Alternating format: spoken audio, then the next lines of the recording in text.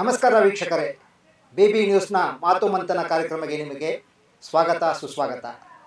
ಕಳೆದ 4-6 ದಿನಗಳಿಂದ ನಿಮ್ಮ ಜೊತೆ ಮಾತಾಡಲಿಕ್ಕಾಗಿರಲಿಲ್ಲ, ಅದಕ್ಕಾಗಿ ಕ್ಷಮೆಯನ್ನು ಅನ್ಕೋರ್ತಾ ಇದ್ದೇನೆ. ಸ್ನೇಹಿತರೆ, ಈ ಒಂದು ಮಾತು ಕೇಳಿರ್ಬೋದು, ರಕ್ಷಕರೇ ಭಕ್ಷಕರಾದರೆ ಬೇಲಿಯೇ ಎದ್ದು ಹೊಲ ಮೇಯ್ದರೆ ಏನಾಗ್ಬೋದು. ಇಂಥದ್ದೇ ಒಂದು ವಿಷಯದ ಬಗ್ಗೆ ನಮ್ಮ ಜೊತೆ ಮಾತಾಡಲಿದ್ದಾರೆ ಭಾರತ ಸರ್ಕಾರದ ಅಲ್ಪಸಂಖ್ಯಾತ ಆಯೋಗದ ಮಾಜಿ ಸದಸ್ಯರು ಹಾಗೂ ವಿಶ್ವಸಂಸ್ಥೆ ಮಾನ್ಯತೆ ಪಡೆದ ಮಾನವ ಹಕ್ಕುಗಳ ರಕ್ಷಣಾ ಸಂಘಟನೆ ಆಫ್ರಿಕಾ ಖಂಡ ವಿಭಾಗದ ಮಾಜಿ ನಿರ್ದೇಶಕರು ಹಾಗೂ ಭಾರತ ಸರ್ಕಾರದ ಮೀಡಿಯಾ ಅಂಡ್ ಎಂಟರ್ಟೈನ್ಮೆಂಟ್ ಸರ್ವಿಸಸ್ನ ಸಂಸ್ಥೆಯ ಸದಸ್ಯರಾದ ಬಿನ್ನಿ ಥಾಮಸ್ ಅವರು. ಬಿನ್ನಿ ಥಾಮಸ್ ಅವರೇ, ತಮಗೆ ನಮ್ಮ ಈ ಕಾರ್ಯಕ್ರಮಕ್ಕೆ ಸ್ವಾಗತ. ನೀವು ಬಂದಿದ್ದಕ್ಕೆ ಧನ್ಯವಾದಗಳು. ನಮಸ್ಕಾರ ಸರ್. ನೀವು ಕೇಳಿರ್ಬೋದು, 2 ದಿನದ ಹಿಂದಷ್ಟೇ ವಿಧಾನ ಪರಿಷತ್ತಲ್ಲಿ ನಮ್ಮ ರಾಜ್ಯ ಸರ್ಕಾರದ ಘನತೆ ಬೆತ್ತ ಗೃಹ ಸಚಿವರು ಒಂದು ಹೇಳಿಕೆ ಕೊಟ್ಟರು. 88 ಜನ ಪೊಲೀಸರು ಕ್ರಿಮಿನಲ್ ಪ್ರಕರಣಗಳಲ್ಲಿ ಭಾಗಿಯಾಗಿದ್ದಾರೆ, ಹಲವಾರು ಕ್ರಿಮಿನಲ್ ಪ್ರಕರಣಗಳಲ್ಲಿ ಭಾಗಿಯಾಗಿದ್ದಾರೆ, ಅವರ ವಿರುದ್ಧ ನಾವು ಕ್ರಮ ಕೈಗೊಳ್ತೀವಿ ಅಂತ ಹೇಳಿದ್ರು. ಅದು ಅವರು ವಾಲಂಟಿಯರ್ ಕೊಟ್ಟಿದ್ದ ಸ್ಟೇಟ್ಮೆಂಟ್ ಏನೂ ಅಲ್ಲ. ಹಾಗಾದ್ರೂ ಕೊಟ್ಟಿದ್ರಾದ್ರೂ ನಾವು ಒಂದಷ್ಟು ಸಮಾಧಾನ ಪಡ್ಬೋದಾಗಿತ್ತು. ವಿಧಾನ ಪರಿಷತ್ ಸದಸ್ಯರಾದಂಥ ಟಿ.ಎ. ಶರವಣ ಅವರು ಕೇಳಿದ ಪ್ರಶ್ನೆಗೆ ಅವರು ಅನಿವಾರ್ಯವಾಗಿ ಕೊಟ್ಟಂತಹ ಉತ್ತರ ಇದು. ಏನೇ ಇರಲಿ, ನಮ್ಮನ್ನು ಕಾಪಾಡಬೇಕಾದಂಥವ್ರು, ನಮಗೆ ರಕ್ಷಣೆ ನೀಡಬೇಕಾದಂಥ ಪೊಲೀಸರು, ಕ್ರಿಮಿನಲ್ಗಳಿಂದ ನಮ್ಮನ್ನು ರಕ್ಷಣೆ ಕೊಡಬೇಕಾದಂಥ ಪೊಲೀಸರೇ ಕ್ರಿಮಿನಲ್ಗಳಾದರೆ ಒಂದು ನಾಗರಿಕ ಸಮಾಜ ಇಲ್ಲೋಗಬೇಕು. ಮತ್ತು ಒಂದು ನಾಗರಿಕ ಸರ್ಕಾರ ಇಂಥವನ್ನ ಹೆಂಗೆ ಸಹಿಸಿಕೊಂಡಿತ್ತು, ಇದ್ರ ಬಗ್ಗೆ ನಿಜಕ್ಕೂ ಆತಂಕ ಪಡುವಂಥ ವಿಷಯ. ಇದ್ರ ಬಗ್ಗೆ ತಾವೇನು ಹೇಳ್ತೀರಾ ಸರ್? ಸರ್, 88 ಅಂತ ಅಲ್ಲ, ತಾವು ಪೊಲೀಸ್ ದೂರ ಪ್ರಾಧಿಕಾರ ಅಲ್ಲಿ ಹೋಗಿ ಒಂದು ಸತಿ ನೋಡಿದ್ರೆ ಅಲ್ಲಿ ಡೈಲಿ ಅವ್ರು ಕರೀತವ್ರ ಕೇಸುಗಳು ಎಷ್ಟೊಂದಿದೆ ಅಂತ ತಮ್ಮಲ್ಲಿ ಗೊತ್ತಾಗುತ್ತೆ. ಅದು ಎಲ್ಲ ಬರೋದು ACPಗಳು, ಇನ್ಸ್ಪೆಕ್ಟ್ರುಗಳು, DCPಗಳು ಇಂಥವ್ರ ಮೇಲೆ ತುಂಬ ಕೇಸುಗಳು ಅಲ್ಲಿ ಬರ್ತಾ ಇರೋದು.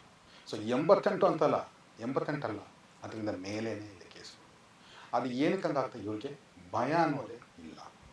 ಸೊ ಭಯ ಇಲ್ಲ ಅಂದರೆ ಅವ್ರು ಏನು ಮಾಡ್ತಾರೆ, ಅವ್ರು ಅದನ್ನೇ ಮಾಡ್ತಾರೆ. ಮತ್ತು ನಾನು ನೋಡಿದ್ದೀನಿ, ಪೊಲೀಸ್ ದೂರ ಪ್ರಾಧಿಕಾರದಲ್ಲಿ ಅವರು ಎಷ್ಟೋ ಸರಿ ಅಲ್ಲಿ ತುಂಬ ದೂರ ಅಂತೆಲ್ಲ ಜನ ಬರ್ತಾ ಇದ್ದಾರೆ. ಅವರು ಪ್ರತಿ ಸತಿ ಇವರಿಗೆ ಲೆಟರ್ಗಳು ಕಳಿಸ್ತಾರೆ, ಬನ್ನಿ ಅಂತ. ಬಾರೋದೇ ಇಲ್ಲ ಅವರಿಗೆ, ನೀವು ಹಾಜರಾಗಿ ಅಂತಲೂ ಅವ್ರು ಬರ್ತಾ ಇಲ್ಲ. ಪೊಲೀಸರು ACPಗಳು ಬರ್ತಾನೆ ಇಲ್ಲ. ಸೊ ಈ ಥರ ಒಂದು ಸಿಸ್ಟಮ್ ಆಗೋದ್ರೆ, ಮತ್ತು ಒಬ್ಬರು ಒಂದು ಸಸ್ಪೆಂಡ್ ಆದರೆ ಬರೀ 1 ತಿಂಗಳಲ್ಲೇ ಅವರು ಬೇರೆ ಸ್ಟೇಷನ್ಗೆ ಮತ್ತೆ ಡ್ಯೂಟಿಗೆ ಬಂದುಬಿಡ್ತಾರೆ, ಅವರು ಜಾಯ್ನ್ ಆಗ್ತಾರೆ. ಸೊ ಅವ್ರಿಗೆ ಭಯ ಅನ್ನೋದು ಎಲ್ಲಿದೆ? ಭಯ ಇಲ್ಲ. ಸೊ ಭಯ ಇಲ್ಲದೇ ಇರೋದ್ರಿಂದ ಅವ್ರು ಈ ಥರ ಮಾಡ್ತಾ ಇರೋದು. ಸೊ ಫಸ್ಟ್ ಏನು ಮಾಡಬೇಕಂದ್ರೆ, ಅವ್ರ ವಿರುದ್ಧ ಆ್ಯಕ್ಷನ್ ತಗೊಂಡು ಮಿನಿಮಮ್ ಒಂದು 6 ತಿಂಗಳು ಇಲ್ಲಾಂದ್ರೆ 1 ವರ್ಷ 2 ವರ್ಷ ಅವರನ್ನು ಸಸ್ಪೆಂಡ್ ಮಾಡಿ ಎನ್ಕ್ವೈರಿ ಮಾಡಿಸಿ, ಅವರದು ಮಾಡಿದರೆ ಅವ್ರನ್ನ ಕೆಲಸದಿಂದ ತೆಗಿಬೇಕು. ಫಸ್ಟು ನೀವು ಹೇಳಿದ ಮಾತಿಗೆ ಸಮರ್ಥನೆಯಾಗಿ ನನಗೊಂದು ಘಟನೆ ನೆನಪು ಬರ್ತಾ ಇದೆ. ಚಂದ್ರ ಲೇಔಟಲ್ಲಿ ಕಳೆದ ವಾರ ಒಂದು ಕಂಪ್ಲೇಂಟ್ ಲಾಡ್ಜ್ ಆಯಿತು. ಒಂದು ಗೃಹಿಣಿಯನ್ನು, 12 ವರ್ಷದ ಮಗು ಇರುವಂಥ ಒಂದು ಗೃಹಿಣಿ ಪೊಲೀಸ್ ಸ್ಟೇಷನ್ ಕಂಪ್ಲೇಂಟ್ ಕೊಡೋಕೆ ಬರ್ತಾಳೆ. ಕಂಪ್ಲೇಂಟ್ ಕೊಡೋಕೆ ಬಂದಾಗ ಅದೇ ಸ್ಟೇಷನ್ನಲ್ಲಿ ಹೊಯ್ಸಳದಲ್ಲಿ ಡ್ರೈವರ್ ಆಗಿರುವಂಥ ಒಬ್ಬ ವ್ಯಕ್ತಿ ಆಕೆಯನ್ನು ಫ್ಲರ್ಟ್ ಮಾಡ್ತಾನೆ. ಫ್ಲರ್ಟ್ ಮಾಡಿ ಆಕೆನ ಗಂಡನ ಆಶಯಕ್ಕೆ ವಿರುದ್ಧವಾಗಿ ಆಕೆನ ಕರ್ಕೊಂಡು ಹೊರಟೋಗ್ತಾನೆ. ಅವನನ್ನು ಪೊಲೀಸ್ ಆಫೀಸರ್ ಕರೆಸು ವಾರ್ನ್ ಮಾಡ್ತಾರಂತೆ ಮೌಖಿಕವಾಗಿ.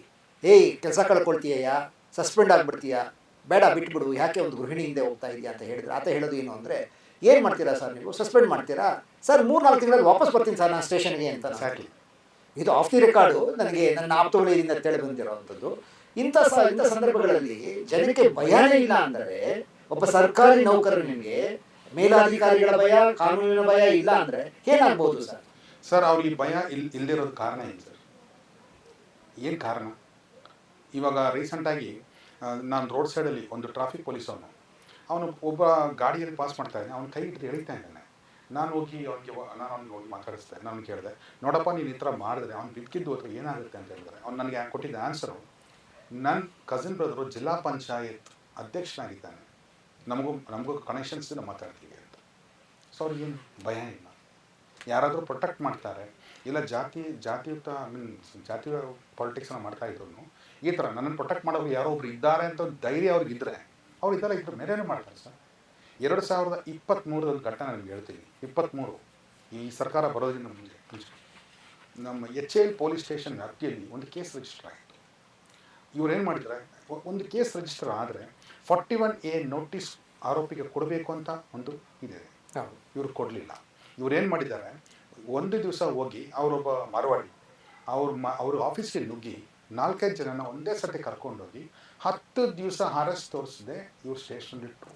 ಇಲ್ಲಿಗಲ್ ಡಿಟೆನ್ಷನ್ ಇಟ್ಬಿಟ್ಟು ಇವ್ರು ಏನು ಮಾಡಿದ್ದಾರೆ ಅಂದರೆ ಸಿಕ್ಕಾಪಟ್ಟೆ ದುಡ್ಡು ವಸೂಲಿ ಅಲ್ಲಿ ನಡೆದಿದ್ದು.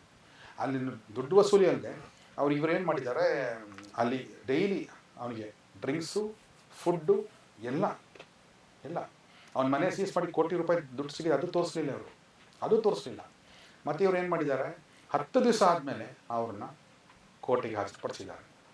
41A ನೋಟಿಸ್ ಅಲ್ಲಿ ಬಲವಂತವಾಗಿ ಅವ್ರ ಕೈಗೆ ಸೈನ್ ಮಾಡಿಸ್ಕೊಂಡು ಅವ್ರ ಮನೆಯವರು ಬಂದು ಕೇಳಿದಾಗ, ನೋಡಿ ನಿಮ್ಗೆ ನಾವು ಒಳ್ಳೇದು ಮಾಡ್ತೀವಿ, ನಾವು ಇವಾಗ ಅರೆಸ್ಟ್ ತೋರಿಸ್ತಾನೆ ಇವರು ಬಿಡಕ್ಕೆ ಅಂತ ಹೇಳಿ ದುಡ್ಡುಗಳೆಲ್ಲ ಎಲ್ಲ ತೊಗೊಬಿಟ್ಟು 15 ದಿವಸ ಪ್ರೊಡ್ಯೂಸ್ ಮಾಡಿದ್ದಾರೆ. ಏನು ಪಾನ್ ಬ್ರೋಕರ್ಸ್ ಅವರು ಏನು ರಿಯಲ್ ಎಸ್ಟೇಟ್ ಮಾರವಾಡಿ. ಸೊ ಏನೋ ರಿಯಲ್ ಎಸ್ಟೇಟ್ ಪ್ರಾಬ್ಲಮ್ ಅದರಲ್ಲಿ. ಅದಾದಮೇಲೆ ಕೋರ್ಟ್ಗೆ ಹೋಗ್ಬಿಟ್ಟು CCTV ನಾವು ಕಮಿಷನರ್ ಭೇಟಿ ಮಾಡಿ CCTV ಫುಟೇಜ್ ತೋರಿಸಿದ್ರೆ CCTV ವರ್ಕಿಂಗ್ ಇಲ್ಲ ಅಂತ ಹೇಳ್ತಾರೆ. CCTV ವರ್ಕಿಂಗ್ ಇಲ್ಲ ಅಂತ. CCTV ವರ್ಕಿಂಗ್ ಇಲ್ವಾ ಅಥವಾ ಇವರು ವರ್ಕ್ ಮಾಡ್ದಂಗೆ ಮಾಡಿದ್ದಾರೆ. ಸೊ ಆ ವಿಷಯ ಅದೇ ಪೊಲೀಸ್ ಅವರಿಗೆ ಅದ್ರ ಪಕ್ಕದ ಮಾರತಹಳ್ಳಿ ಪೊಲೀಸಲ್ಲಿ 4 ಜನ, ಒಂದು ಸಬ್ ಇನ್ಸ್ಪೆಕ್ಟ್ರು 3 ಜನ ಸೇರ್ಕೊಂಡು ಒಂದು ಹುಡುಗನ್ನ ಕಿಡ್ನಾಪ್ ಮಾಡಿ ಅವನಿಗೆ ಹೊಡೆದು, ಇದೇ 2023ರಲ್ಲಿ ಹೊಡೆದು ಅವನ ಮೊಬೈಲ್ ಫೋನು ದುಡ್ಡು ಎಲ್ಲ ಕಿತ್ಕೊಂಡ್ರು. ಅವ್ರ ವಿರುದ್ಧ ಕಂಪ್ಲೇಂಟ್ ಕೊಟ್ಟರು. ಅವ್ರ ವಿರುದ್ಧ ಅವ್ರು ಸಸ್ಪೆಂಡ್ ಆದರು.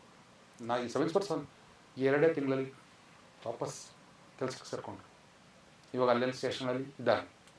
ಕಂಪ್ಲೇಂಟ್ ಕೊಟ್ಟರೆ ಪೊಲೀಸ್ ದೂರ ಪ್ರಾಧಿಕಾರದಲ್ಲಿ ಕಂಪ್ಲೇಂಟ್ ಕೊಟ್ಟರೆ ಯಾವ ರೆಸ್ಪಾನ್ಸು ಇಲ್ಲ, ಇವರು ಬರೋದೂ ಇಲ್ಲ ಇಲ್ಲಿ. ಸೊ ಅದಕ್ಕೇನಾಗುತ್ತೆ, ಭಯ ಇಲ್ಲ. ಸಸ್ಪೆಂಡ್ ಆದರೂ ನಮ್ಮನ್ನು ಕಾಪಾಡೋಕ್ಕೆ ಯಾರೋ ಇದ್ದಾರೆ ಅಂತ ಆ ಧೈರ್ಯದಿಂದ ಅವ್ರು ಮಾಡ್ತಾ ಇರೋದಿಲ್ಲ. ಇವರಿಗೆ ರಿಕವರಿ ಅನ್ನೋದು ಒಂದು ದಂಧೆ. ಪೊಲೀಸರಿಗೆ ರಿಕವರಿ ಅನ್ನೋದು ಒಂದು ದಂಧೆ. ಯಾವುದೋ ಒಬ್ಬ ಕಳ್ಳ ಸಿಕ್ತ, ಒಂದಷ್ಟು ಚಿನ್ನ ಕದ್ದಿದ್ದ, ಆ ಚಿನ್ನ ತಗೊಂಡು ಯಾರ ಹತ್ರ ಗಿರ್ಬಿ ಇಟ್ಟಪ್ಪ, ನೀವು ಇದೇ ಥರ ನೋಡಿ, ಅವ್ರನ್ನ ಹೋಗೋದು, ಮಾರ್ವಾಡಿಗಳನ್ನ ಇಟ್ಕೊಳ್ಳೋದು ಅಥವಾ ಇಲ್ಲ ಆಚಾರನ ಇಟ್ಕೊಳ್ಳೋದು, ಅವ್ರಿಗೆ ಇದ್ವಾ ತದ್ವಾ ಇದು ಮಾಡೋದು, ಮತ್ತು ಇಷ್ಟೇ ಭಾರಿ ತಂದು ಕೊಡು ಅಂತ ಹೇಳೋದು, ಇಷ್ಟೇ ತಂದು ಕೊಡಬೇಕು ಅಂತ ಹೇಳೋದು, ಈ ರೀತಿ ತುಂಬ ಆಗಿದೆ. ಇದರ ವಿರುದ್ಧ ವಿಶ್ವಕರ್ಮ ಜನಾಂಗದವರು ಒಂದಷ್ಟು ಜನ ಮಾರ್ವಾಡಿಗಳು ಸಂಘಟನೆ ಮಾಡಿಕೊಂಡು ಪೊಲೀಸರಿಗೆ ದೂರು ಕೊಟ್ಟಿದ್ದಾರೆ, ಸರ್ಕಾರಗಳಿಗೆ ಅಪೀಲ್ ಮಾಡಿದ್ದಾರೆ, ಪ್ರತಿಭಟನೆಗಳು ಮಾಡಿದ್ದಾರೆ. ಏನೂ ಇಲ್ಲ. ರಿಕವರಿ ಬಂತು ಅಂದರೆ ಹಬ್ಬ ಪೊಲೀಸರಿಗೆ. ಸರ್, ಇವಾಗ ಕೇರಳದಲ್ಲಿ ರೂಲ್ ಮಾಡಿದ್ದಾರೆ, ಪೊಲೀಸರು ಫೈನಾನ್ಷಿಯಲ್ ಡೀಲಿಂಗ್ಸ್ ಅಲ್ಲಿ ಇನ್ವಾಲ್ವ್ ಮಾಡಬಾರ್ದು ಅಂತ. ಅದು ಬೆಂಗಳೂರಲ್ಲೂ ಇದೆ. ಸಿವಿಲ್ ಮ್ಯಾಟರ್ಸ್ ಅಲ್ಲಿ ಪೊಲೀಸ್ ಸ್ಟೇಷನ್ಗಳು ಫೈನಾನ್ಷಿಯಲ್ ಡೀಲಿಂಗ್ಸ್ ಕೋರ್ಟಿಂದ ಪರ್ಮಿಷನ್ ತಗೊಂಡು ಇವ್ರು ಮಾಡಂಗಿಲ್ಲ ಅಂತ ಒಂದು ರೂಲ್ ಕೇರಳದಲ್ಲಿ ಇದೆ. ಆ ಥರ ಇಲ್ಲೂ ಮಾಡಬೇಕು ಸರ್. ಇಲ್ಲ ಅಂತ ಏನಾಗ್ತದೆ, 20% ಕೊಡಿ, 30% ನಮ್ಗೆ ಕೊಡಿ, ನಾವು ರಿಕವರ್ ಮಾಡಿ ಕೊಡ್ತೀವಿ. ಅದು ರೌಡಿಗಳು ಮಾಡ್ತಾ ಕೆಲಸ ಇವರು ಮಾಡ್ತಾ ಇದ್ದಾರೆ. ರೀಸೆಂಟಾಗಿ ಆ ಥರ ತುಂಬ ಇನ್ಸಿಡೆಂಟ್ಸ್ ರಿಪೋರ್ಟ್ ಆಗ್ತಾ ಇದೆ. ಕೇರಳದಲ್ಲಿ ಏನು ಕಾನೂನು ಬಂದಿದೆ? ಯಾಕಂದ್ರೆ ಪೊಲೀಸು ಫೈನಾನ್ಷಿಯಲ್ ಡೀಲಿಂಗ್ ಇನ್ವಾಲ್ವ್ ಮಾಡಂಗೇ ಇಲ್ಲ. ಅವ್ರು ಕೋರ್ಟಿಗೆ ಕೊಟ್ಬಿಟ್ಟು ಕೋರ್ಟಿಂದ ಪರ್ಮಿಷನ್ ತೊಗೊಂಡು ಇನ್ವಾಲ್ವ್ ಮಾಡಬೇಕು. ಅವರು ಡೈರೆಕ್ಟಾಗಿ ಹೋಗ್ಬಿಟ್ಟು ಸುಮ್ಮನೆ ಹಿಡ್ಕೊಂಬರೋದು, ಆಮೇಲೆ ಇಟ್ಬಿಟ್ಟು ಬಾರ್ಗೇನ್ ಮಾಡೋದು, ದುಡ್ಡಿಷ್ಟು ಕೊಡಿ ಅಂತ ಬಾರ್ಗೇನ್ ಮಾಡೋದು, ಆ ಥರ ಮಾಡಬಾರ್ದು ಅಂತ ಸ್ಟ್ರಿಕ್ಟ್ ರೂಲ್ ಇದೆ ಕೇರಳದಲ್ಲಿ. ಸೊ ಅಲ್ಲಿ ಕಾನೂನೇ ಆಗಿದೆ. ಇಲ್ಲಿ ನಾನು ಬಹಳ DGP ಸರ್ಕ್ಯುಲರ್ ಆಗಿದೆ ಅದ್ರ ಮೇಲೆ. ಗೌರ್ಮೆಂಟ್ ಆರ್ಡರ್ ಆಗಿದೆ. ಸೊ ಇಲ್ಲಿ ನಾವು ಕರ್ನಾಟಕದಲ್ಲಿ ನಾನು ಕೆಲವು ಪತ್ರಿಕಾಗೋಷ್ಠಿಗಳು ಹೋದಾಗ ಪೊಲೀಸ್ ಅಧಿಕಾರಿಗಳು ಪದೇ ಹೇಳ್ತಾ ಇರ್ತಾರೆ, ಪೊಲೀಸರು ಯಾವುದೇ ಕಾರಣಕ್ಕೂ ಸಿವಿಲ್ ಮ್ಯಾಟರ್ಸ್ಗಳಲ್ಲಿ ತಲೆ ಹಾಕಬಾರ್ದು, ಆಸ್ತಿ ವಿಷಯಗಳಲ್ಲಿ ತಲೆ ಹಾಕಬಾರ್ದು, ಫೈನಾನ್ಷಿಯಲ್ ಇದನ್ನ ಡೀಲ್ ಮಾಡಬಾರ್ದು ಅಂತ ವಿರುದ್ಧ ಕಾನೂನು ಕ್ರಮ ತಗೊಳ್ತೀವಿ ಅಂತ ಇವ್ರು ಹೇಳ್ತಾನೆ ಇದ್ದಾರೆ. ಆದರೆ ಬರೀ ಮೌಖಿಕ ಆದೇಶ ಅದು. ಅದ್ರ ಬದಲು ಒಂದು ಕನ್ಸ್ಟ್ರಕ್ಟಿವ್ ಆಗಿ ಒಂದು ಕಾನೂನು ಅಂತ ಬಂದರೆ ಇವರಲ್ಲಿ ಒಂದು ಭಯ ಹುಟ್ಟುತ್ತೆ ಅನ್ನೋದು ನಿಮ್ಮ ಅಭಿಪ್ರಾಯ. ಕೇರಳ ಮಾದರಿ ಒಂದು ಕಾಯ್ದೆ ಕರ್ನಾಟಕದಲ್ಲೂ ಜಾರಿ ಬರಬೇಕು ಅಂತ ನಿಮ್ಮ ಆಗ್ರಹ. ಇವಾಗ ನೀವು ನೋಡಿ, ಬೆಂಗಳೂರಲ್ಲಿ ನಾನು ಒಂದು 2 ತಿಂಗಳ ಮುಂಚೆ ಒಂದು ಯಾವುದೋ ಟ್ರಾಫಿಕ್ ಪೊಲೀಸ್ ಅಡಿಷನಲ್ ಕಮಿಷನರ್ ಯಾವುದೋ ಒಂದು ಆರ್ಡರ್ ನೋಡಿದೆ, ಡೆಪ್ಯೂಟಿ ಕಮಿಷನರ್. ಈ ಥರ ಟ್ರಾಫಿಕ್ ಪೊಲೀಸ್ ಕಾನ್ಸ್ಟೇಬಲ್ಗಳು ಈ ಗಾಡಿಗಳು ಬೈಕವ್ರು ಬಂದರೆ ನುಗ್ಗಂಗಿಲ್ಲ ಅಂತ, ನುಗ್ಬಿಟ್ಟು ಸ್ಟಾಪ್ ಮಾಡಬಾರ್ದು ಅಂತ ಎಷ್ಟು ಜನ ಪಾಲಿಸ್ತಾ ಇದ್ದಾರೆ ನೀವೇ ನೋಡಿ ಸರ್. ಅದಂತೂ ಎಷ್ಟು ಹಾರಿಬಲ್ ಇದೆ ಅಂದರೆ ಹೇಳಿದವ್ರು ಕೇಳಲ್ಲ. ಏನಂದ್ರೆ ಅವ್ರು ನುಗ್ಬಿಡ್ತಾರೆ. ಅವ್ರು ನುಗ್ಗೋದ್ರಿಂದ ಏನಾಗುತ್ತೆ, ಅವ್ನು ಕಟ್ ಮಾಡ್ಕೊಂಡು ಏನಾದ್ರು ಓಡಿದ್ರೆ ಅವ್ನು ಬಿದ್ದೋಗ್ಬಿಡ್ತಾನೆ. ಎಷ್ಟು ಹೇಳಿದ್ರು ಪೊಲೀಸವರು ಕೇಳೋದಿಲ್ಲ. ಕಾನ್ಸ್ಟೇಬಲ್ಗಿಂತ ಕೆಟ್ಟವಸ್ತು ಬರ್ತಾ ಇರೋದು ಯಾರಿಗೆ? ಆ ಆಫೀಸರ್ಗೆ. ಅವ್ರಿಗೆ ಎಷ್ಟು ಹೇಳಿದ್ರು ಕೇಳಲ್ಲ, ಮಾಡೋದಿಲ್ಲ. ಇದನ್ನ ವೈಸಾ ವರ್ಸಾ ಕೂಡ ನೋಡಬೇಕಾಗುತ್ತೆ. ಯಾಕಂದ್ರೆ ನಮ್ಮ ವಿಧಾನಸೌಧದ GPO ಸರ್ಕಲಲ್ಲಿ ಮೀಸೆ ಕರಿಯಪ್ಪ ಅಂತ ನನಗೆ ಏನೋ ಹೆಸರು ಸ್ವಲ್ಪ ಕನ್ಫ್ಯೂಷನ್. ಮೀಸೆ ತಿಮ್ಮಯ್ಯ ಅಂತ ಒಬ್ಬ ಕಾನ್ಸ್ಟೇಬಲ್, ಪೊಲೀಸ್ ತಿಮ್ಮಯ್ಯ ಅಂತ ಅವ್ರ ಹೆಸರು ಚೌಕಿ ಕೂಡ ಇದೆ. ಈ ರೀತಿ ಮಾಡ್ಲಿಕ್ಕೆ ಹೋಗಿ ಆಕ್ಸಿಡೆಂಟಲ್ ಆಗಿ ಅಲ್ಲಿ ತೀರೇ ಹೋದ್ರು. ಎರಡನೇದಾಗಿ ಏನಾಗುತ್ತೆ, ನೀವು ಹೇಳಿದಕ್ಕೊಂದು ನಾನು ಅಪ್ಡೇಟ್ ಹೇಳ್ತೀನಿ. ಇವರು ಅಷ್ಟು ದೂರದಿಂದ ಕಾಣಿಸೋದಾರ ನಿಂತಿರೋದಿಲ್ಲ. ಪೊಲೀಸರು ಕಾರ್ನಲ್ಲಿ ನಿಂತಿರ್ತಾರೆ, ಬಂದಿದ್ದ ತಕ್ಷಣ ಬರ್ತಾರೆ, ಸಡನ್ ಆಗಿ ಬರ್ತಾರೆ. ಇವನು ಗಾಬರಿಯಾಗಿ ಹೆಲ್ಮೆಟ್ ಹಾಕಿರೋದಿಲ್ವೋ, ಲೈಸೆನ್ಸ್ ಇರೋದಿಲ್ವೋ, ಅಥವಾ ಏನು ಇವನು ಗಾಬರಿಯಾಗಿ ಜಿಗ್ಜಾಗ್ ಆಗಿ ಒಂದು ಅವನು ಬಿದ್ದು ಕೈಕಾಲು ಮುರ್ಕೊಳ್ತಾನೆ, ಇಲ್ಲ ಜೀವ ಕಳ್ಕೊಳ್ತಾನೆ, ಇಲ್ಲ ಪೊಲೀಸ್ ಪೇದೆಗಳಿಗೆ ಏನಾದರೂ ಆಗ್ಬಹುದು. ಇದೊಂದು ತೀರಾ ಇನ್ಹ್ಯೂಮನ್ ಆದಂಥ ಕೆಲಸಗಳಿವೆ. ರೀಸೆಂಟ್ ಆಗಿ ಅಲ್ಸೂರು ಪೊಲೀಸ್ ಸ್ಟೇಷನ್ ಅದ್ರ ಮುಂದೆ ಟ್ರಾಫಿಕ್ಕಿನ ಹಾಲ್ಟ್ ಮಾಡಿದ್ದಾರೆ. ಅಲ್ಲಿ ಸ್ಕೂಲ್ ಬಿಡೋದ ಸ್ಕೂಲ್ ಅದು ಫ್ರಾಂಕ್ ಆಂಥನಿ ಸ್ಕೂಲ್ ಎಲ್ಲ ಮಕ್ಕಳೆಲ್ಲ ಪಾಪ ನಿಂತಿದ್ದಾರೆ.